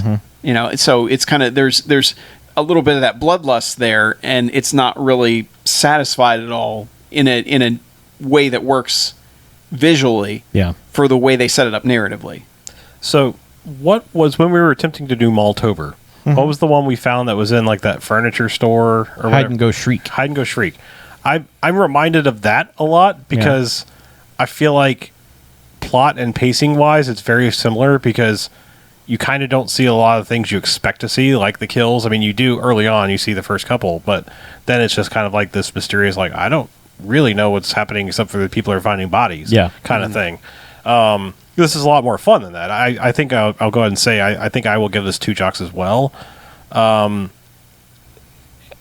There is that point where you're like, man, this would have been so good to see fresh, not knowing who these people are, and kind of be more open for the twist. But at the same time, as I think time is going to tell, a good movie can't rely on a twist. Like, I mean, this is why I don't think M. Night Shyamalan movies are ever going to, like, no one's going to mention these in 20 years. Because they, like, there's a couple that are okay filmmaking wise, and there's some interesting things happening, but when it becomes about the twist, your movie doesn't function. Like, Usual Suspects is a great film that happens to have a twist, and rewatches work despite the twist. So if that's what we're judging on, you know, I don't think it's fair to hold that against it. Is all I'm trying to say. Oh, I agree with you. Because I should think it should hold it better without, like, oh well, who is it? And you know, even if we know from the very beginning. Yeah. Yeah, it's fun, but it is extremely formulaic and not in the BMFcast way I was hoping for. Like, I think that the 2 sequels were probably going to be. Sounds like hopefully. Yeah. But like I said, I'm glad we watched this, and I would still recommend this to somebody as a fun little, you know, I would say this is as legit a real movie as like the first Friday the 13th or Nightmare on Elm Street are. I mean, maybe Nightmare on Elm Street a little bit more as far as like, oh, this is a real film. Like, you know, you can judge this against real movie merits. I think that one maybe just because of Wes Craven, I think is maybe a little bit more of a real movie. And I had Nightmare on Elm Street in my mind as well. Right. Because, you know, when you watch the first one, you know, because most people jumped in on like 2 or 3 They saw it on 4 cable, or like, whatever. Yeah. You know, and it's like, oh, he's going to do crazy kill stuff. You know, and the only really crazy kill that's in the first one is the Johnny Depp blender thing that they do. You know, that, and otherwise, it's very... Well, there's a lot of goofy supernatural shit happening in the first one. It is, but it's not played for laughs at all. No, like the tongue coming out of the phone and all that shit. Yeah. Like, that's, you know... Yeah, and all the other ones are kind of played for that mix of horror and comedy. Sure. And maybe that's part of what this is it's just played so seriously, even though it really doesn't need to be. No. You know, if it almost feels like it doesn't know what it wants to be. Yeah, I think we'll have a lot more fun with the sequels. Not that I minded this one. I think we needed to see this in order to appreciate the next 2, probably. Mm-hmm. Yeah, and I think I think for me one of its biggest faults is that you've got this cast, and especially it's a cast of people we really like. Yeah, and no one has a signature standout anything. Right. Like no one. There's that one scene where William Smith and Tom Atkins are at a bar, and they just end the scene with both of them just like, "Well, fuck you, yeah, fuck you, buddy," and then it's just like cut away. Right. And it's like, well, that was odd. What was that all about? Mm-hmm. But like, you know, aside from William Smith just kind of like randomly looking at the camera on occasion, and you know, just kind of being weird and creepy to people. Mm-hmm. That's as close as this movie gets to like someone really having a moment where you're just like, man, that guy's great in this. Like, I wouldn't point to this movie for anyone in it and go, man, that guy in Maniac Cop was awesome. I would the one scene that we're using for the stand-in picture of BJ right now on the live stream. When I think we established it was Shaft, Richard Roundtree, is questioning his sanity and him shooting his partner. He's like, look at you, like you've been a cop too long, you can't even smile anymore. Mm-hmm. And he does this forced smile thing that is just pretty amazing. Like, it's really terrible. Arnold and Terminator just like trying to smile. He's the smile. Yeah. So but like even Bruce Campbell, right? The second time at bat on a BMFcast movie is he's not giving us anything interesting aside from that one look that he gives, that one reaction shot he gives just before he gets chucked. Yeah, he's just a warm body. They're all just warm bodies. They're just there to deliver the lines and get to the next thing. And the next thing isn't necessarily worth it either. Mm-hmm. It really makes me wonder what Larry Cohen would have done with it. Yeah. I kind of felt when we were watching, I was like, you know what, I think Larry Cohen would have put some punch into this. Because, like, just thinking about James Earl Jones in the ambulance when he just fucking went off about nothing, about his mail or whatever. I'm just like, this movie doesn't even have that. Well, and just him chewing gum the whole time. Yeah. Like nobody in this movie has any special traits. Yeah, nothing. That make them stand out. Yeah. Nobody's scatting. Even that. I mean, just like guy going to skiddly bopping in a bar. Yeah. So But yeah, I feel like, okay, if none of your cast is going to have a standout moment, then that means the plot has to be like super hardcore and interesting, and that's not necessarily true either. I think that's the problem. So probably true. Mm-hmm. Well, let's take a break, shall we? Let's.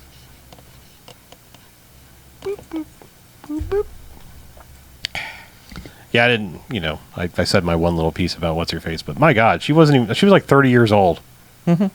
Fucking 30 years old, and oh my God. Here's the thing, and I'm not saying it would necessarily help her a tremendous amount to where you would come around on thinking she's more attractive, but I think attractiveness is not the issue. It is, but it's like this is self-made unattractiveness. I know. Here's what I'm gonna say: that hairstyle, the like super that crimped, is the worst. It is the awful. Just like I have crimped my hair into just the worst. That is the most hideous thing. Anyone who ever put those lines in their blonde hair, oh my God, that is like. If mom jeans are a turnoff, that is way bigger. Yeah. Holy shit, that is the worst thing ever.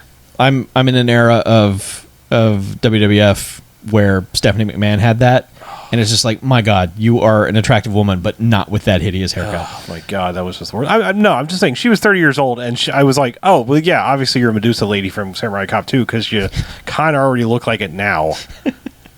I mean... Yes, but she looked like herself in this. She looked like a human being in this. She looked normal. No. She did not look human in Samurai Cop 2. No. Well, and I don't think she looked that human in this either. Sorry. We'll get to it, Samurai Cop 2, when I talk about it a little bit. But there were no makeup artists on that movie, clearly. No. And that did nobody any favors whatsoever, especially with a cast like that. Mm-hmm. That's kind of, as somebody put it on the podcast, they're difficult to look at in general. Yeah. Yeah.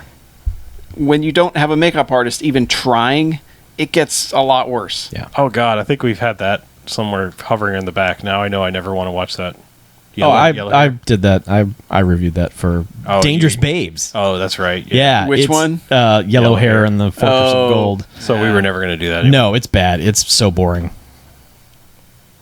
Cardinal Sin, but boring. Never be boring. At least this one wasn't boring. Wasn't boring. I can give that to Maniac Cop. It never bored me. No, but it was just like you just kind of stared at it. Yeah. It never elicited much of a reaction. Man, I bet this is good.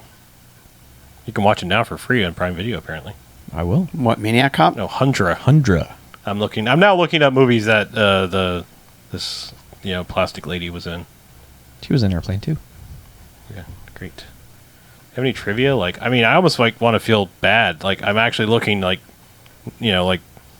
she was burned, what's his face or something. I almost want some explanation of why is your... It's okay, man. Why is your face not human? It's okay, man. Why is your face not human at 30? She didn't hire a good plastic surgeon. But why is your face not human at 30? Some people just don't 30, grow. Chuck. Some people just don't grow right.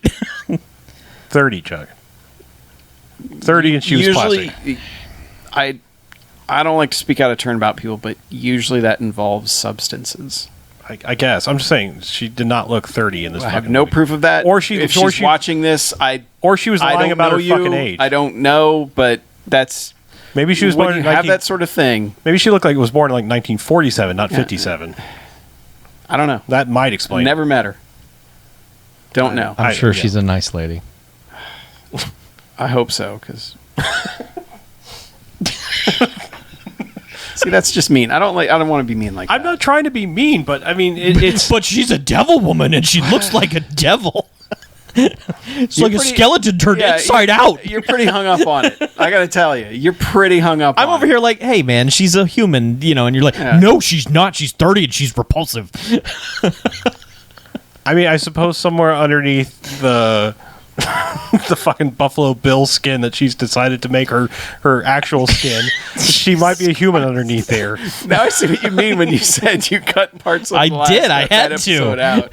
I'm sorry, but she looks like she's wearing a skin suit made of inner tubes. It's fucked up. It's fucked up. It's fucked up. I'm sure if she could change it, she would. I'm sure apparently she tried and failed, so. Anyway. Are you guys going to take a break? Yeah, I'm going to take a break. Sorry. I'm already done broke. So you got any movies, Chuck, aside from I know. Oh, I know which two. Do Are they you? related? No, they couldn't be more unrelated. I have, We're not going to talk about Police Academy. Oh. I have 2 movies as well. Police Academy is a Twitter exclusive. Oh, really? Yeah. And Letterboxd. Well, that too. Yeah, I have 3. Yeah. One of which will be very short because it's come up every week in a row. Is it Deadpool? Deadpool. Sweet. I probably shouldn't even admit it. I just be like, I like Deadpool. It's character based. I talked about it for 45 seconds. Yeah, that's pretty much all it needs at this point. I barely remember seeing it anymore. It was so long ago. Uh-huh. I tried to sort of put the Knicks on BJ talking about it because I was like, if you have something different than I or Chuck have said, maybe. But otherwise, like... Well, no, he saw it before Chuck did. Yeah, he saw it the week before me. Yeah. Okay. Maybe it was you. Yeah, it kind of ended up where I was going to be talking about it that week too, and Yeah. then didn't. Yeah, no, it's when I said I saw Deadpool and you were like, we already talked about it. I was like, dude, I got 45 seconds Yeah. and then I'm done with Deadpool. Yeah. That's all I wanted to So, say. yeah. If you've got something different to say, sure. Yeah, no, that was me. Yeah, I got 30 seconds for Deadpool.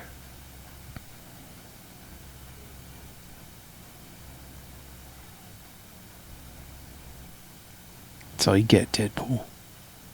Yeah. 30 seconds, man. No, I got 2 movies. Couldn't be closely related because they're not. Right. All right, let's see. Let's see me. Let's see my diary. Let's see me. My diary. What does Dear Letterbox Diary say? Hey, me. Okay. All right, yes. So I do have 3 movies since Revenge of Le Ninja. Mm-hmm.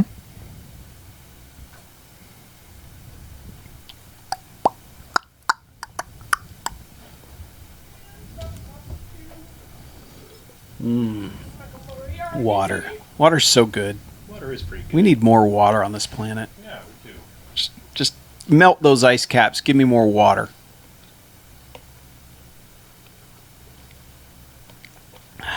Water. It's the best. Just the best.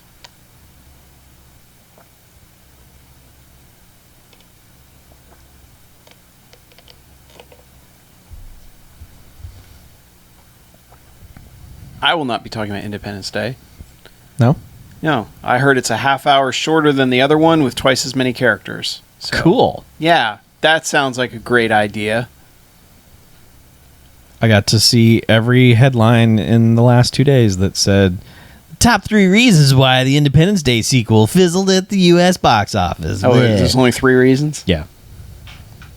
None of them better be Jeff Goldblum. They didn't seem to be. Good. They were all like, Will Smith's not in it, and people like Will Smith.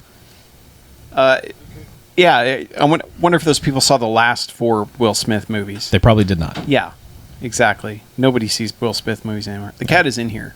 Not anymore. Oh, you chased her out? I thought I didn't see her. The cat is in here. I saw her. I saw her come over this way, but I didn't see you chase her out. Okay. She was actually leaving on her own. I did not The forcefully cat kick her out. is in here. The cat. We should have left the cat in. Old BMF cat action. Yeah. The cat. BMF cat. El gato. No. Yeah, so how was the chat past couple weeks? Was it a good chat? Chat? In the, What in the live stream I chat? don't. It's probably because it's on Tuesday. Like nobody's here. Like usually, I'm not saying People nobody. people started Not showing saying up, nobody. We know you're here. I'm just saying like. Well, most of the first half, nobody was around, and then Right. a lot of people started showing up all of a sudden right now. yeah. so, I I'm don't just know. saying like But I'm by saying, comparison, it's past not, couple weeks been good. Yeah, I think we have good. That's the one. Good chatting. That's the thing I don't like is none of it's archived, which is Right. kind of a bummer. Yeah. Yeah. Don't say anything too meaningful because Yeah. it's going away. Tonight is the big Mystery Science Theater reunion, so I'm guessing we have a few That makes fans sense. at that. reunion. Yeah, Like all it's the big like Mystery Science Theater Riff Tracks cinematic Super kind of Show. thing. Yeah. Yeah, Like where? What is this? In what capacity? they're beaming it out to theaters. Oh, so it's one of those It's a bad live ones. show. Well, it's a live show somewhere. It's probably in Tennessee where they do them all, and they're just beaming it out live. So, So they're yeah. doing a bunch of stuff, like Okay. a movie and shorts and skits, and Cool. I'm sure there will be lots of promotion for the new show and stuff like that. Gotcha. Good time. Yeah, the new show. The new show is all new people. That's right. It is. Yes. I was like, who did they decide on? Yeah, it's Felicia Day and Patton Oswalt. Right. Well, they're the bad guys, right? Yes. Yes. Sure. Is he like TV's Frank? Please tell me Patton Oswalt's He's TV. Frank Jr. Okay, good. Yeah. Obviously. Have Yes. to be. Obviously. So is she the doctor's daughter or something? No, I think she's a different character. I don't Okay. think she's a Forrester. She's Felicia Day. Right. It's a geeky thing, so she's involved. Yes. The internet's Felicia Day. Required by law. They should cast Nathan Fillion. They should. They really. I bet he's in it. He would be so good. Well, yeah. I mean, he was on Muppets. He fucked Miss Piggy. Huh. And then they canceled the show. Well, that would do it, yeah. Yeah. Was Summer Glau in the last episode? You never know. You Poor Summer never Glau. know. Wow. No. You're not going to get me to go there on that one. No? Yeah. What? I feel no sympathy. She may. I can make jokes that she's the show killer, but I also know that she's doing all right. He's doing okay. Doing okay. Yeah. No sympathy being thrown this way from here. Okay. Sorry. Now, should she fall in hard times, I'll be like, I'll give you a year, and then maybe I'll feel sorry for you. That's why if I have the chance to be in a Joss Whedon show, sign me up. Yeah? Then I can just show up at any convention for the rest of my life and charge people $10 for my signature and get it. Why don't you ask for being Star Wars more? That would be better. Because there's way less chance of being in Star Wars. Oh. I don't know. Star Wars has a cast of thousands. Yeah, that's true. All you have to do is be in the back of one Yeah, scene and you go can blip make- blop, and then hey, it's the guy who said blip blop. Everybody, Gleep Glop. Not you, Gleep Glop. You're one of the good ones. I wrote fan fiction about you. I'm sure You they and did. BB-8 got together. You rolled around. BB Glop. That's what all the shippers would call it. Yeah. Yeah. Ah, the shippers. No, man, it'd be BB Gonk. That's where the fan fiction is at. Yeah. Gonk Yeah. and BB-8 getting together. It's a big box and a little ball. Yeah. And then a little, yeah, well, Big box and a little ball. sounds like my bachelor party. Yeah. Man. Tell me about it. Okay, well, what happened was, No. I don't want to know about this. and one more I think thing. anything where you can have people shipping you with somebody else's. Yeah. Good Oh, stuff. then you've made it. Yeah. Yeah. Get a little slash fic going. I'm pretty sure all you have to Yeah. do is be Russian. To get slashed fixed? No, to get shipped. Oh, well, sure. I get it. Is that what you're talking about? No. No. No. Putting people in cargo No, containers illegally? no, Oh. no. Oh, I thought this was a human trafficking conversation. Nope. No. All right, No, that's gross. I'll see my way out then. No. Let's do a second half. All right. Who wants to go first? Well, we usually do it by age of movie, correct? Yes. I saw 2 2016 movies, Okay. I think. Go I saw ahead. a 2015 One movie. might be 2015 movies. I saw 2 2015 movies. Okay.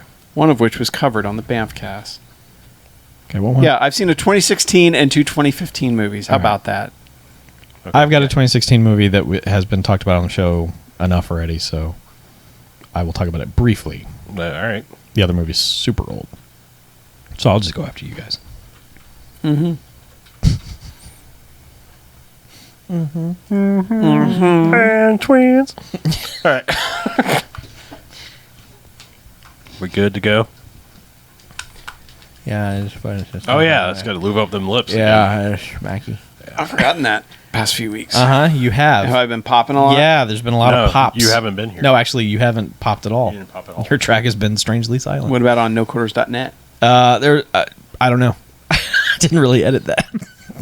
You just put it together as it is. I just put music in it. Yeah, you just hit cut. Yeah. Yeah, Just one of these hey, days we're just gonna say the worst thing, and Chuck will be like, "I didn't hear I it." take notes. Oh, do you? Yeah. When to cut things out? Yes. Like when I'm saying terrible things about ladies' Absolutely. leather faces. Or when BJ stops the show to sneeze. Am I just silent whenever we do the later Andy Sedaris movies? Because I mean, No, You cut out I things didn't. I about didn't me have and- any. I didn't have any control over that. no. No, her leather pouch. A louch. Donna's quality leathers. Molokai leathers. All right, let's do it a second half. All right, welcome back. Hey, BMFcast, second half. Second half. Halftime. Cool. Cool. Let's talk about some movies. Cool. Yeah. I'm thinking about trying something new. Cool. So I saw a couple of fairly new movies. One I will Cool. fairly highly recommend. The other one I'll be like, Okay, that sounds good. I'll go with the noise first. One first. All right then. So I watched 2016's The Brothers Grimsby, or just Grimsby, I think, as it was called the rest of the world. Oh, that thing. It's a Sacha Baron Cohen movie that's, I don't know, a little different than what he's been doing, I guess. Like, all right, so there's two Sacha Baron Cohens. There's the broad comedy, like, you know, caricature character that he does of things. And then there's, like, that I want to be a dramatic actor guy who shows up in, like, Hugo and, you know, Sweeney Todd and shit. So it's like, you know, you never know exactly what Sacha Baron Cohen you're going to get. This one is pretty much the first camp of that. I'll say why I watched it, and then like I'm not going to try to like explain why I watch it. I watch a lot of fucking movies. I like Mark Strong, and I thought it might be interesting to see him be the straight man to Sacha Baron Cohen's hijinks, because I think, you know, I desperately kind of wanted to see Mark Strong in like not necessarily completely evil roles, you know, because like he's almost always a bad guy. So I like seeing him when he plays a kind of good guy. So I was like, all right, let's see what this movie has to offer. The movie was winning me over very much early on. I was like, oh, we might be all right here. Like this movie, I don't know what people were talking about, like trying to warn me about this movie, because like the opening bits are fun and interesting. First song showing up being Blur's Park Life, I was like, all right, I'm feeling the British spirit. We might be okay here. You know, when you're showing me downtrodden parts of Britain that are about soccer hooligans, okay. You know, like, this might be all right. This might be interesting. Yeah, Sacha Baron Cohen has to wear goofy haircut and shit like that. I say as he has big mutton chops like me, but I'm saying like, you know, he has to do a weird thing, but like whatever. It's not offensively a caricature like, you know, the dictator and things like that. And there is one thing very early on that I hesitate to like spoil jokes, but like I'm not going to go full descent and tell you the ending of a movie like Chuck, because I don't like it, but I do want to like tell you this joke, because I don't want to recommend you watch the rest of the movie per se. So very early on in the movie, there's a point where when they finally meet up, so if you don't know, they were brothers.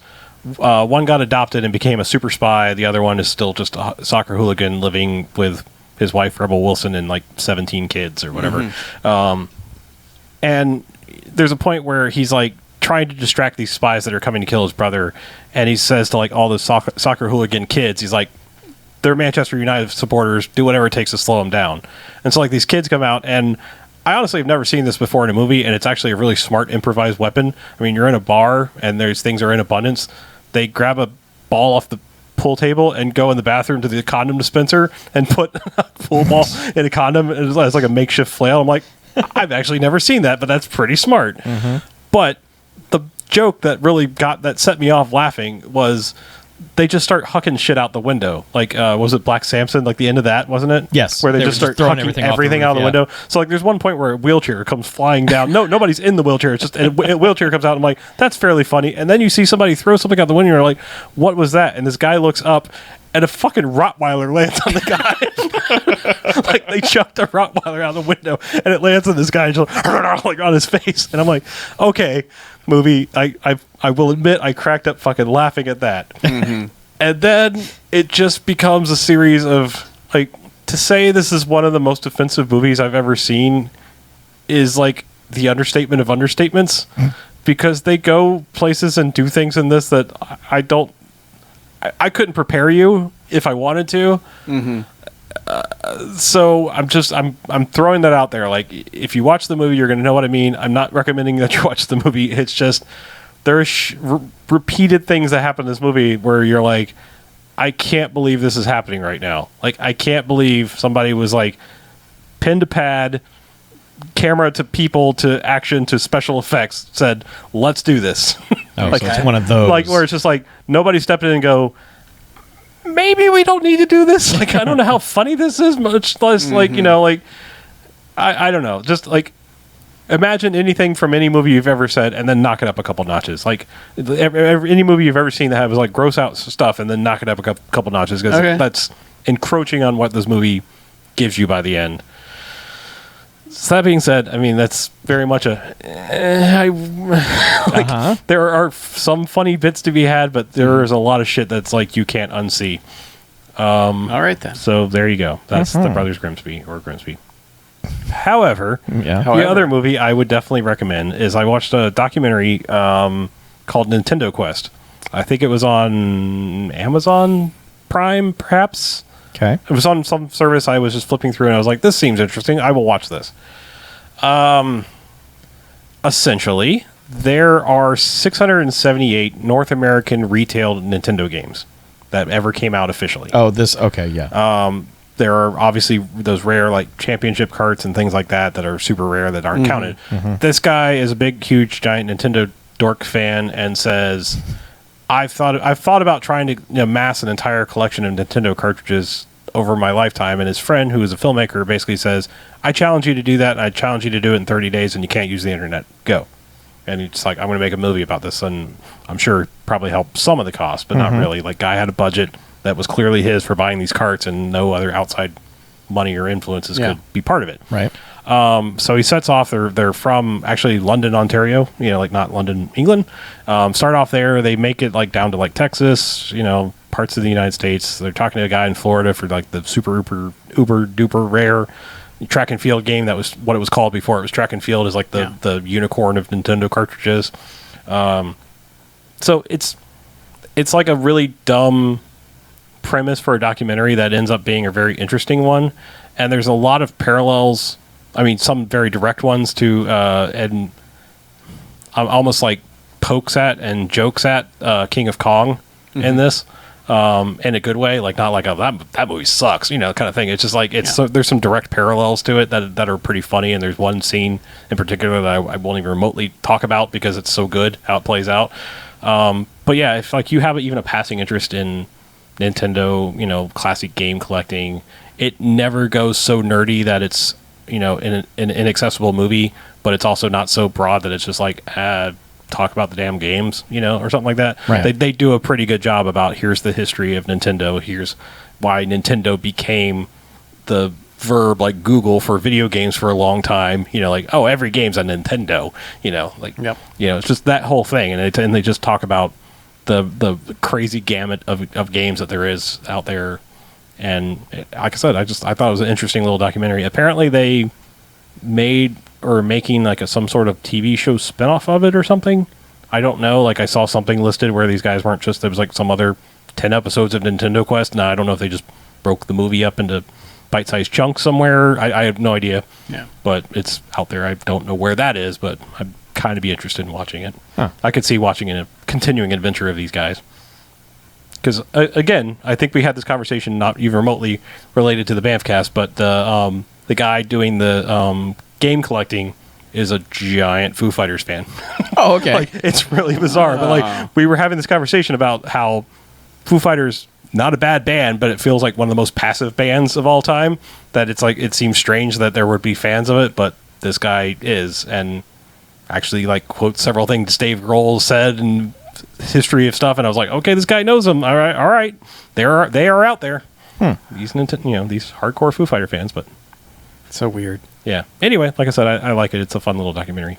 So, and it's got cool graphics and stuff that I like how modern day documentaries feel the need to like have an interesting HUD almost as the movie's happening, just to like keep you involved. Because there's this little thing where it's like it's showing the tally of his games and his budget, and it's like a little bar graph that'll pop up whenever transactions happen, and it's, I don't know. Like I said, I enjoyed it. Cool. That is it. That is what I've been watching. Nice. Mackie? I've seen a couple movies. I've actually seen 3. First one, I saw Deadpool. We've talked enough about Deadpool. I like it. I liked how character-based it was. I'm a sucker for non-linear storytelling with unreliable narrators. So I think that movie was pretty much always going to work for me. But yeah, that like everyone said, that's pretty good. Yeah. That's a pretty good movie. Yeah. It's fun. I also saw Trumbo. Oh, right. With Bryan Cranston. Trumbo. And a lot of other really good actors that it's kind of like, man, you got a lot of good actors in here. John Goodman? Yeah, John Goodman's in it. Yeah. And man, he has one really, really, really good scene in it. But on the whole, it's just, it ends up becoming, as I've called him before, a parents' movie. Where it's like there's conflict, but there's not too much conflict, and everything kind of works out at the end, and you leave with a good feeling. And it's just kind of there. Like it gets dramatic, but not too dramatic. And, you know, it's based on the real story of Dalton Trumbo, who was pretty much, you know, he wrote Roman Holiday, but didn't get credited for it for like 30 years because he was on the blacklist, because he was basically said, hey, yeah, I'm a communist. And, right. You know, and it's fun to replace the word communist with Muslim in this movie and then see Same how thing. everything works out. Yeah.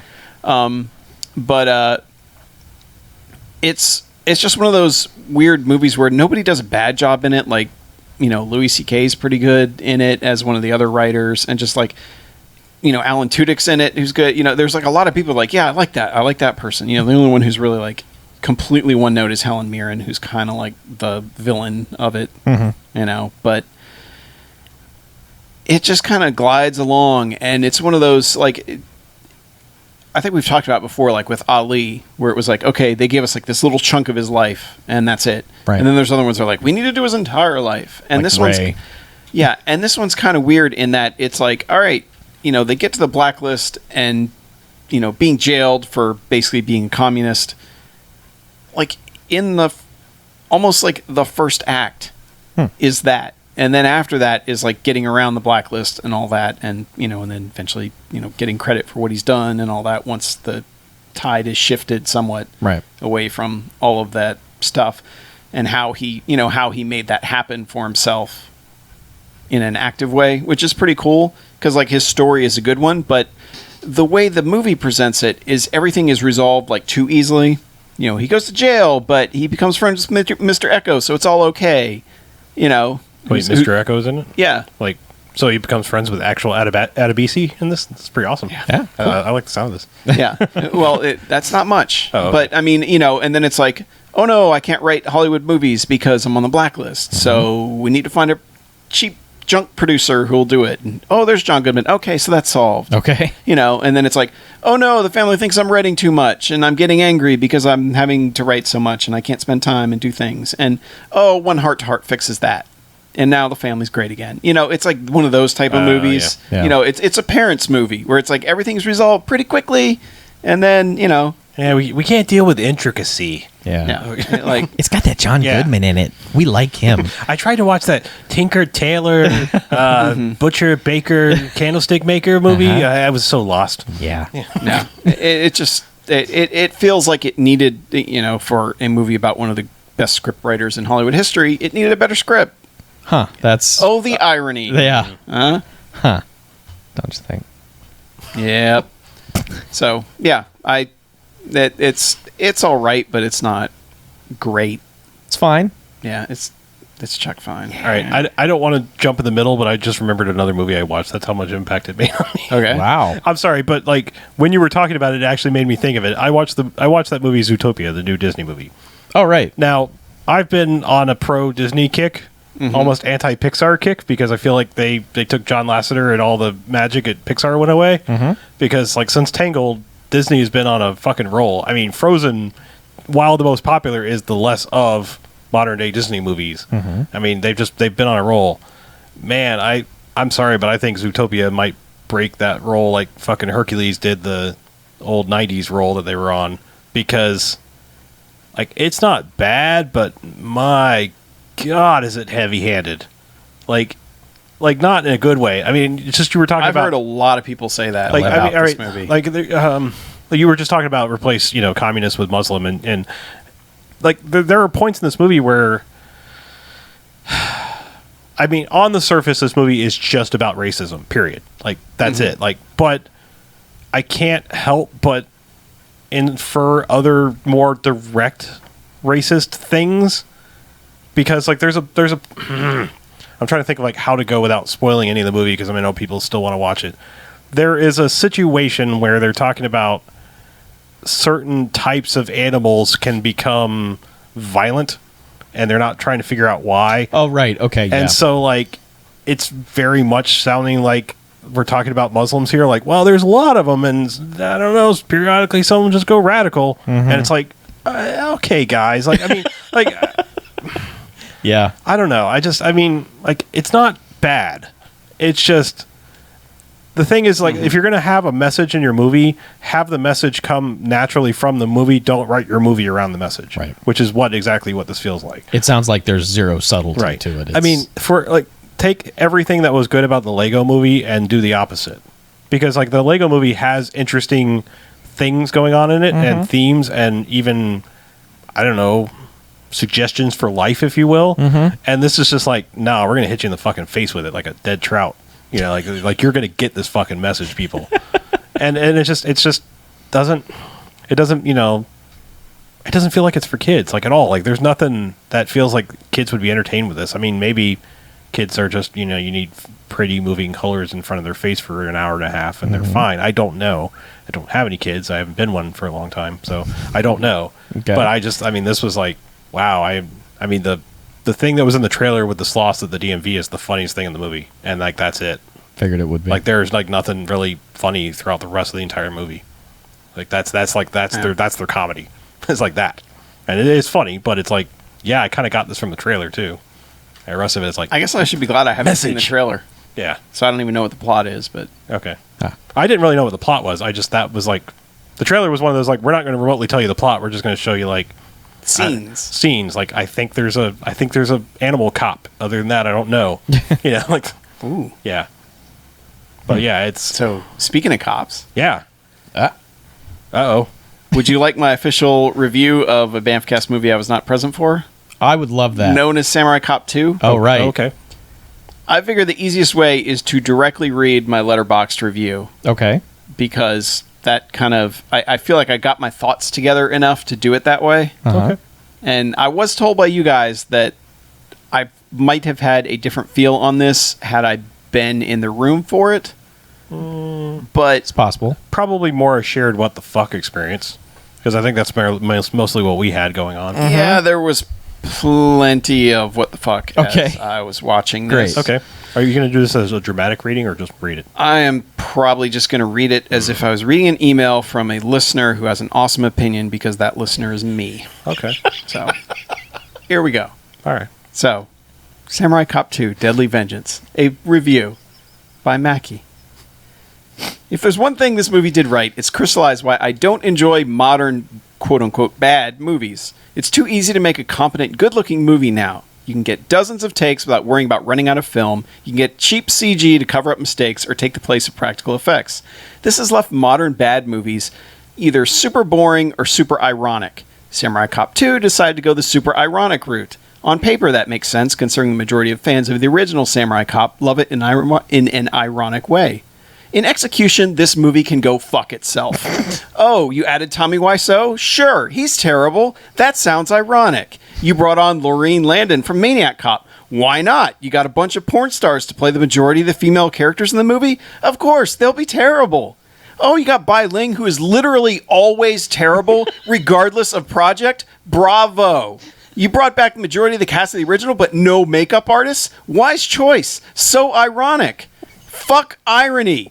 People that derive enjoyment from this movie will tell you it's a comedy, and it's supposed to be bad and all that. Well, yes, it is bad. But winking about being bad doesn't magically make your thing good. If you're going to be a comedy, at least understand how comedic timing works. People found Frank looking at the camera and making a funny reaction face great in the first one because the timing actually worked. When the timing doesn't work, and then you go there multiple times, it becomes more terrible each time. When you tell your actors to over-emote as much as possible each take, that only works when it comes out of the blue, not every single scene. The action is the only thing that works, sort of, but by the end it's so overdone with weird lighting, altered speeds, and way too much CG blood, nothing works as it should on paper. The bad movie classics, like The Room, Birdemic, Troll 2, and yes, Samurai Cop, worked because the filmmakers failed when their reach exceeded their grasp. They all set out to make good movies but didn't know how to, or ran out of the time, budget, and talent to make it happen. I feel like the Sharknadoes, Kung Furies, and yes, Samurai Cop 2s of the world have all the opportunity to make a good movie, but intentionally choose not to because irony, haha, lol. Sure, irony makes us feel good. It makes us feel better than the thing we get to mock. But is that really entertainment? For me, it's not. It's just the person nudging you every few moments saying, get it? It's not fun. It's dull and it's boring, and I feel sorry for everyone involved whenever I see it. If you want to make something cool, then make it and make it genuinely. Don't hide behind a layer of cynicism to cover for you when you fail. Irony is the easy way out. Fuck irony, fuck this movie, and fuck everything it stands for. 5 bags. Also, the soundtrack sucks. Yeah, that's Samurai Cop 2. Yep. That movie offended me on like a level far further than anything in it. Like everything it stands for fucking pissed me off. We were quite angry. Yeah. Yep. Yeah. So there you go. I mean, I know I broke the universal 5 bags rating for it, but yeah, I mean, that movie's garbage. I'm still baffled, like how they made it as incoherent as it was. That is pretty tough to do. It's incredible. It's because they overwrote it. Mm-hmm. They like wrote so much bullshit dialogue and story shit, and then had no means of executing. I mean, it's amazing that Tommy Wiseau kind of comes off as your best actor in that movie. Yeah. Somehow. Yeah. That's fucked up. Yeah. That is fucked up. But anyway, 5 bags. We'll put it on the official record. May I never watch it again. So what'd you watch, Chuck? Okay. Oh, hey. Yeah, sorry. Hi. No, that's fine. Okay, so I got 2 movies to talk about. One we've talked about in depth before, but I have some things to say. I watched Fantastic Four. Like the Roger The Corman newest one? No, the brand new one. Okay. Okay. So Fan 4 stick, you mean? sure, something stick is right.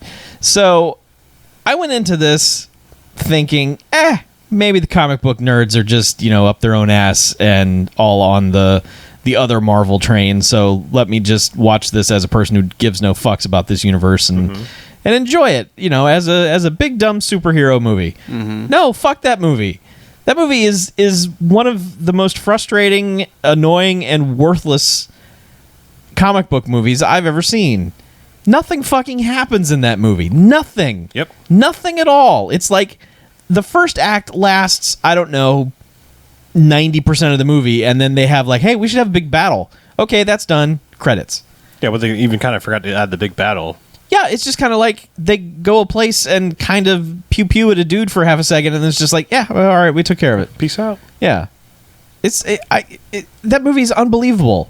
And the way to know like how you can identify when there are reshoots in that movie just by looking at what's her name's wig. Oh yeah. Like her Kate Mara. blatantly obvious wig that she's wearing. It's like they went back and filmed a bunch of random meaningless bullshit to insert into that movie, and none of it helped. Like, I can't imagine what that movie was before. Oh, wait, I can, because a bunch of it was in a trailer that didn't make its way into a movie. Mm-hmm. Man, just, you want to... What a waking nightmare from start to finish. From, like, the entire production sounded like a nightmare. For a while, I was on that dude's side, the director. It sounded like the movie was yanked out of his hands and everything, but then it turns out that guy kind of was a raving psychopath who treated everyone like shit. So it's like, wow, fuck everyone involved with this. This thing deserved to crash and burn, and they should really just release the rights and let someone else do it. Who gives a shit? Right. Man, as that thing went on, I was just like, wow, this is making me angry, and I don't care about this at all. Like, why am I so mad? And I was like, oh, wait, it's because it's wasting my time. Mm-hmm. I'm amazed. It's amazing. It's stunning how bad that movie is. Yeah. Not just like dismissive. Like, you just can't go like, yeah, well, I guess it's a comic movie. People, not me, will like it. No, that movie is infuriating. Yeah. Like, if I cared, I would be really mad. Mm-hmm. I'm mad, and I don't care at all. I don't know that anyone cares at this point, cares enough about the Fantastic Four to get mad. Like I said, Marvel doesn't even care anymore. No, they don't. Yeah. Well, that all right. Have you ever read about the things where they're basically trying to officially sabotage the things they don't own the rights to? Yes. Yeah. Yeah. Yeah. Apparently, the X-Men have been getting it pretty bad too. Like, lots of stupid storylines in the X-Men universe because they're like, "Fuck you guys, Fox, give us back the rights." They're trying to make the property toxic so they can get it back. Mm-hmm. X-Men has been weird in that they've put weird teams together, but they've hired really good people to write them. Yeah. So, like, they've had, like, really, like, Uncanny X-Force. It was a really weird team put together, but it kind of yielded an awesome book. Mm-hmm. But it's almost like they've done anti-movie stuff with all of them as far as, like, man, you could never make a movie of this group together. Right. You could never make a movie of these guys working together, and yet Well, that might be the other side Yet of it. the like, storylines that they came up with let's write these are really kind of awesome. write these really good things and then put it on a thing that you can never make a movie out of. So Yeah. that'd be another way to do it. Yeah, because that's the way X-Men Yeah. feels lately. It's funny, like talking about the Van Forstic. I had this weird train of thought the other day where I remembered that Miles Teller was in the Footloose remake. Mm-hmm. Like he was the Chris Penn character. Yeah. Yeah. Because it was like, I was trying to like track in my brain. I was like, where did Miles Teller come from? Why does it feel like he just suddenly appeared? Mm-hmm. And it was like, here's a guy you're going to see in movies. Yeah. You know? Well, wasn't he on like Project X? He was, too? he was in like the original Project X. Not the original, the movie Project X, Yes. not the Matthew Broderick monkey Project X. Right. He was in that before he was born. Right. How? I'm just saying that. I was saying How? that was one of the first movies he was in that was kind of big. But I mean, I think, like it was just like I said, it just feels weird. Whereas all of a sudden, like here's Miles Teller, get used to him.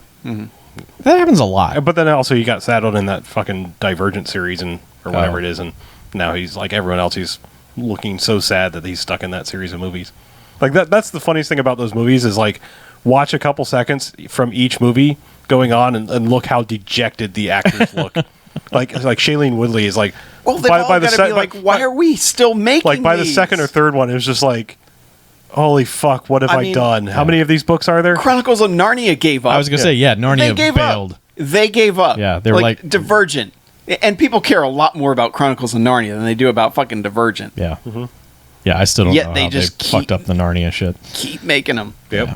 Oh yeah, there's Yeah, one, and that one in last- pre-production right now. And the weird thing is, like, the last Narnia movie wasn't terrible. Like it wasn't it wasn't great. It wasn't like, oh man, yeah, that's a hidden gem. But that's like one of those that was like, that movie's actually pretty good and has some interesting stuff going on. Well, I mean, like look at the two main people. I mean, I think the two biggest gets they got for those movies is Shailene Woodley and Miles Teller, and it was like, I think they both started it like right after The Descendants and Whiplash. Yeah. And it's like, fuck, like we just knocked it out of the park and like got Oscar nominations, and it's like, fuck. Like, you also wonder like if all the checks have cleared already. Like if they just got the lump sum up front and then they're not getting anything else Yeah, now. now And they're they're like, just working and for they've already nothing. spent it. Oh, And they're like, sure. what am I fucking doing here? Yeah. Yeah.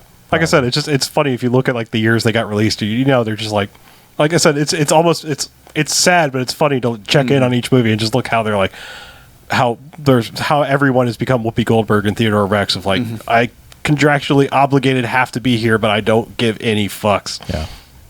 Yep. I mean, honestly, even towards the end of the Hunger Games, and those were popular. Like most of those actors just seem like, let's get this over with. Right. Yeah. All right, so I got one more movie, and Oh, okay. actually, speaking of Project X, from the director of Project X, and the director of Truck Turner. The Matthew Broderick Yes. Project X. I'm like, okay. I was about to say, we've already seen American Ultra. Yep. Nope. Jonathan Kaplan directed a movie right after Truck Turner called White Line Fever. Oh. So this is a movie I watched. Stars Jan Michael Vincent Yeah. as he comes home from Vietnam. Like you do. Buys a truck. Like you do. Gets his license. As you have to do. Heads on over to the place where people ship things. And it's like, I'm here to start shipping stuff. I'm good guy Jan Michael Vincent. And they're like, haul this illegal shit. And he's like, oh no, no, Oh no. I would rather not do that, sir. Thank you for your time. And they're like, you haul it or we will kill you. And it just, this criminal gang just starts fucking with him at every turn. What's the alternate title? And Airwolves and sheep's clothing. So he just goes about his business trying to get jobs, and man, this criminal gang is just like taking over all shipping everywhere and just will not let him get a job. And they like beat him up at every turn, and then he's just like, you know what? Fuck this! I'm gonna start murdering all of you, and it's awesome. He just starts rallying the other truck drivers. Was it one that like you were almost like, maybe we should be watching this for BMFcast awesome? Yes. Or is it just legitimately good? No, it's BMFcast awesome. Like Okay. it's 70s in that way where like stuff like, you know, the fight scenes aren't great, and even though it's PG, like I went into it like I need to kind of watch this to find out what the deal is, because 70s movies are notorious for just throwing the worst thing at you at all times. But even though this was PG, I'm like, there's still the potential for someone to either get raped or lynched in this, and it's going to be the worst thing ever. Kind kind of both things still happen anyway, even though it's PG, not to the extent of that, but awful things do happen. But man, just there's a okay, the actual ending of this movie is terrible. Like, it's just one of those 70s movies that doesn't know how to end itself, where it's just like, hey, let's just stop here. But like the final act of action in this movie is fucking intense and awesome, and is one of the coolest stunts I've ever seen. I mean, like, when it was over, I was like, okay, yeah, we could totally watch that on the show. That's pretty good stuff, because like someone was talking, it's kind of like Roadhouse, and it's kind of like, you know, a million truck driver movies, but it's all really good. Like, none of it is like out of character, out of time stuff. It all still seems relevant. It's just a good dude trying to do work, and at every turn, criminals are just like, no, we're gonna smear your truck with shit. You know, it's like, and holy God, there are so many people in this movie. Like Martin Kove from The Karate Kid is one of the main bad guys. There's just so many people that you're just like, at every turn you're just like, oh, hey, him from that, and you know R.G. Armstrong from Predator. You know, the colonel at the beginning, and you know, it's so good. So is it one you want to like wait a year and maybe do it on the show? I could see that. Give yourself some space from it. Yeah. Okay. I think so. I think it's. I like the sound of that. I think it's fun. You're selling me on this movie, despite the ending sucking. Yeah. The way it stops is bad. I mean, you could say there's an ending before it where you're just like, okay, yep, there you go. Yeah. It being PG both worried me, and it worried me for two reasons. Like, oh, it's PG, it's going to suck, or PG in the 70s, man, that meant something. You know, you could do a lot with a PG movie. So, but yeah, I think we could definitely watch it, and I recommend that everyone out there find it and watch it. It's good, so good. God, that stun at the end. Oh my God, I just want to say it, but I'm not going to. Okay, don't. It's good. So, all right, that's all I got. I'm in. Yeah, 1 star. Yeah. I mean, I've seen a bunch of trucking movies, and they're all fucking terrible. You know, I mean, like even Black Dog, which you would think is like, oh, that should be good. No, garbage. Black Dog's not garbage, but Black Dog was all right. It's not. It doesn't live up to what you're hoping it's going to be. Exactly. With Meatloaf chasing Patrick Swayze in semi trucks. Right. You're like, yeah, sign me the fuck up, and then it doesn't give you it's what not. You want. Yeah. He didn't ghost ride the whip. No. Yeah, but this is there's so many trucker movies from the 70s where most of them are so low budget and garbage, and it's just like truckers go to a truck stop and have sex. You know, it's just like, it's not that. It's Roadhouse in trucks. Right. So, yep. All right. Well, did we suddenly find ourselves at the end of the show? I think we did, didn't we? I just want to note a couple things. All right. Go on. I had somehow seen, when I heard you describe what the Skinamax Koyaanisqatsi style movie was, I was like, I've seen parts of that and shut it off pretty much the same way you did, because I was like, what is this? Yeah. Like why? There's no rhyme or reason to any of it. It's just like scenes that show up for no particular reason. Yeah, they don't seem to thematically tie together, or it's just like, here's a bit. Yeah. Yeah. And I was just surprised that none of you guys knew what Koyaanisqatsi was when it first came up. That one, I mean, was if someone had said Baraka, I'd be like, I think I've seen that. But that one, for some reason, I didn't know the name off the top of my head. I didn't. Is that the most famous of his movies? Yeah. Oh, because like, I don't know why. I had this coworker back in the day, you know, European, and was just like always talking about Baraka. And finally, I was like, fine, tell me where I think it was like back in the day of Netflix DVDs, and I got it, and I was like, all right, you know, that's cool and interesting. There's more of these. I don't know if I need that. Yeah. You know? And it's interesting, the Criterion Blu-ray set that I have is like the 3 Qatsi movies, as they're called, and it's not, like, Baraka isn't one of those. It's the other 3. Oh. You know, that was, I think the first one was like 1982. So it's a lot of like, it almost feels like stock footage set to Philip Glass music. Yeah. But it's what like Baraka was. the best looking stock footage you're ever going to see type thing. It was like, it seemed like the thing, like they had early versions of HD cameras or, you know, whatever. You know, I'm sure it was film. But I mean, it's just like, watching it back then, it was like, it seemed like, oh, this is the thing you would buy to show off your, except that a lot of the imagery is like not things you would want on a demo reel. Yeah. Like one of the ones I remember was like a factory where they go through chicks to like determine that if they're got defects or whatever, that they're not going to be chickens for food. Oh. And they're on this conveyor belt, just like they look them over and like throw the rejects down this bin, and it's like, Yeah, that's gross. Yeah. Yeah. Yeah. Yeah. Like, That I movie had don't a know what's point. at the bottom of that. I assume like something like a garbage disposal, but Yeah, that Yeah. movie had a point. yeah. But But I think I said on the show that that thing very much felt like 90s night at a nightclub playing Yep. on a Yep. stack of CRT monitors. 100%. You're just like, here's an example of the 90s, and you're not meant to watch it. You just like glance over every once in a while, and it's like, oh, Addams Family, cool. Yeah. And I appreciate that whoever wrote in about X-Men like thought that they started in the 90s when they started in like 1963. sure. Wait, Yeah. what now? Did I miss something about? When the guy wrote in about how the title X-Men, he didn't realize was like they're no longer men, X-Men. they're X-Men, and it's Former like men. that's straight fucking Stan Lee bullshit. Uh huh. And I also love that Stan Lee created the X-Men and made them mutants, and that they were born with these things just because it was easier than coming up with origin stories for all of them. So it's just like they were just born this way. And then this bald dude got them together and then pretended to die a bunch of times to trick them. And then, So many times. yeah, God, you haven't even read the comics. I mean, I'm sure. he's faked his own death so many times. I'm like, Professor X is a dick. Yeah. Why don't you just teach normal shit, Professor? Yeah. But I just love that he thought X-Men was like some extreme 90s thing. And it's like, no, it was like 30 years before. Yeah. Been around. Now, Yeah, I if you think want it's- extreme 90s, you want Adam X, the Extreme. Yeah, I think if anything, the X back then was more like Dr. X. You know, they were just going for like the sci-fi things of the time of like Yeah. Dr. X goes to Mars, or Yeah. Fights Big Brain. right. Yeah. I think just X was a cool looking. Yeah, and now I'm thing trying to remember. There was some question that you were like, we'll wait till Mackey's back to answer that. And now I don't even remember what it was about the X-Men. So Don't know. ask me anything. Okay. Yeah. Well, we'll think about You it. can't think of any X-Men questions. No. I need to see Apocalypse before it vanishes. It'll be available.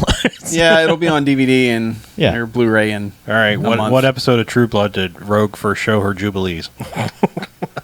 Never seen True Blood. I know I just love that joke. All I know is Jubilee. nobody needed towels. No, that is true. That's the only thing I know about needed True towels. Blood. Nobody needed towels. No. No. Yeah, Yeah. but we got a couple emails, but we'll save them till BJ's back. Cool. Or maybe I'll take next week off and he can come back and we can just I think I'll be gone next week. 3-man pod every time, man. Yeah. Yeah. All right. So, if people wanted to send emails to BJ, Or to us, yeah, BMF at BMFcast.com. Mhm. You can go to the website, BMFcast.com. right. It's got all the fun stuff on the side. They are fun, aren't they? Generally, if you want to find us, you go to any social media site /BMFcast. Yeah. And you're going to find us. Mhm.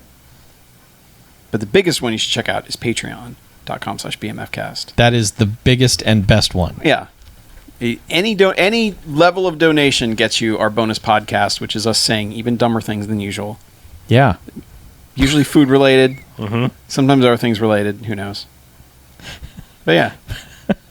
All that stuff. So, and if you want to call us and leave a voicemail on the Garfield hotline, 910-5-JOCKS-BMF. Mm-hmm. 910-556-9263. Correct. See? Got it in the head. Yeah. Mhm. I wish everyone else did. What's in your head? Right. Right. But yeah. That's about it. Yeah. All right, well, let's get out of here, shall we? Let's. I am Harlow. I'm Mackie. I'm Chuck. Oh, This is yeah, Ben. shit. Fuck, I forgot. That's when BJ usually says something. Oh, right. He's the one who says it. Yeah. Sorry. Let's just do that all over again. All right. All right, let's get out of here, shall we? I'm Harlow. I'm back. Now you laugh for no reason. I know. I'm just gonna Chuck, skip the- write a little note. I'll Write it skip, down. I got it. I'll skip the first part. I'm Harlow. I'm Mackie. I'm Chuck. And this is BMFcast And this is BMFcast out. Out. BMFcast out. In. Let's just splice BJ in saying. 1 star, we're out. Yeah. Motherfucker. Yeah. There you go. Yeah, I'll just use a previous take of BJ. And this is BMFcast out. Yeah. It's like, wait, where's BJ? He's not there. The magic of editing. That's good. I think all of us randomly saying BMFcast out. That's Oh. pretty good. In. Yeah. Sure. Yeah. I've watched almost all of True Blood. I was just joking about I don't really need to know when she got naked. I've seen it, probably. I lost it. It lost me on the last season of all fucking things. Like, I made it to the last season, watched a couple episodes, and was like, I'm good. I don't need any more True Blood. I'm done. Like, I made it through all season 2, which is the fucking goofy nobody needed towels season. Yeah. Made it through, I think, 4 got stupid again. I don't know. Like, there's a lot of times that show got dumb. And I made it through them all. I got to the last season, I was like, fuck it. This is like a vampire apocalypse. This is stupid. Yeah, didn't they basically just kill everybody in the last season? I sure hope so. There's certain people that really need to die. Like, I hate to say it, but like whatever her best friend, God, it's been just long enough I can't remember. It was Rutina Wesley is the actress. I cannot remember her character name. Like, I never liked her. Never, ever, ever liked her. She was always just like angry, pissed off at everything, and that was like her one character note. And like there was a point where like they just straight up fucking killed her, and I was like, thank you. And then it was like, nah, she's a vampire. I'm like, fuck you. I was just like, God damn it. Because like her cousin was so awesome, so like I guess like I don't know, they needed to keep her around, but I don't know, that show just certain people like stuck around when they didn't need to. Yeah. It happens, man. Yeah. I fully admit True Blood was like a dumbass show, but I loved it. It was like the most out there fucking soap opera ever. And like but like reveled in it in a way that like to me like the what's his name? Fucking the Glee guy, American Horror Story, Ryan Murphy just doesn't get. It's like when his shit goes wacky, it goes wacky for like trying to appeal to fans, and I felt like True Blood went wacky for its own fucking sake. Yeah. Anyway, never seen it. So I guess don't start. Because Game of Thrones is over, and my wife's looking for something, and I don't want her to find Fear the Walking Dead on the DVR. So, yeah. What should we watch? The Wire. The Wire was Game of Thrones before Game of Thrones. Yeah. Like just as many characters. Yes. Absolutely. Watch Deadwood or Deadwood. Yeah, Deadwood. Yep.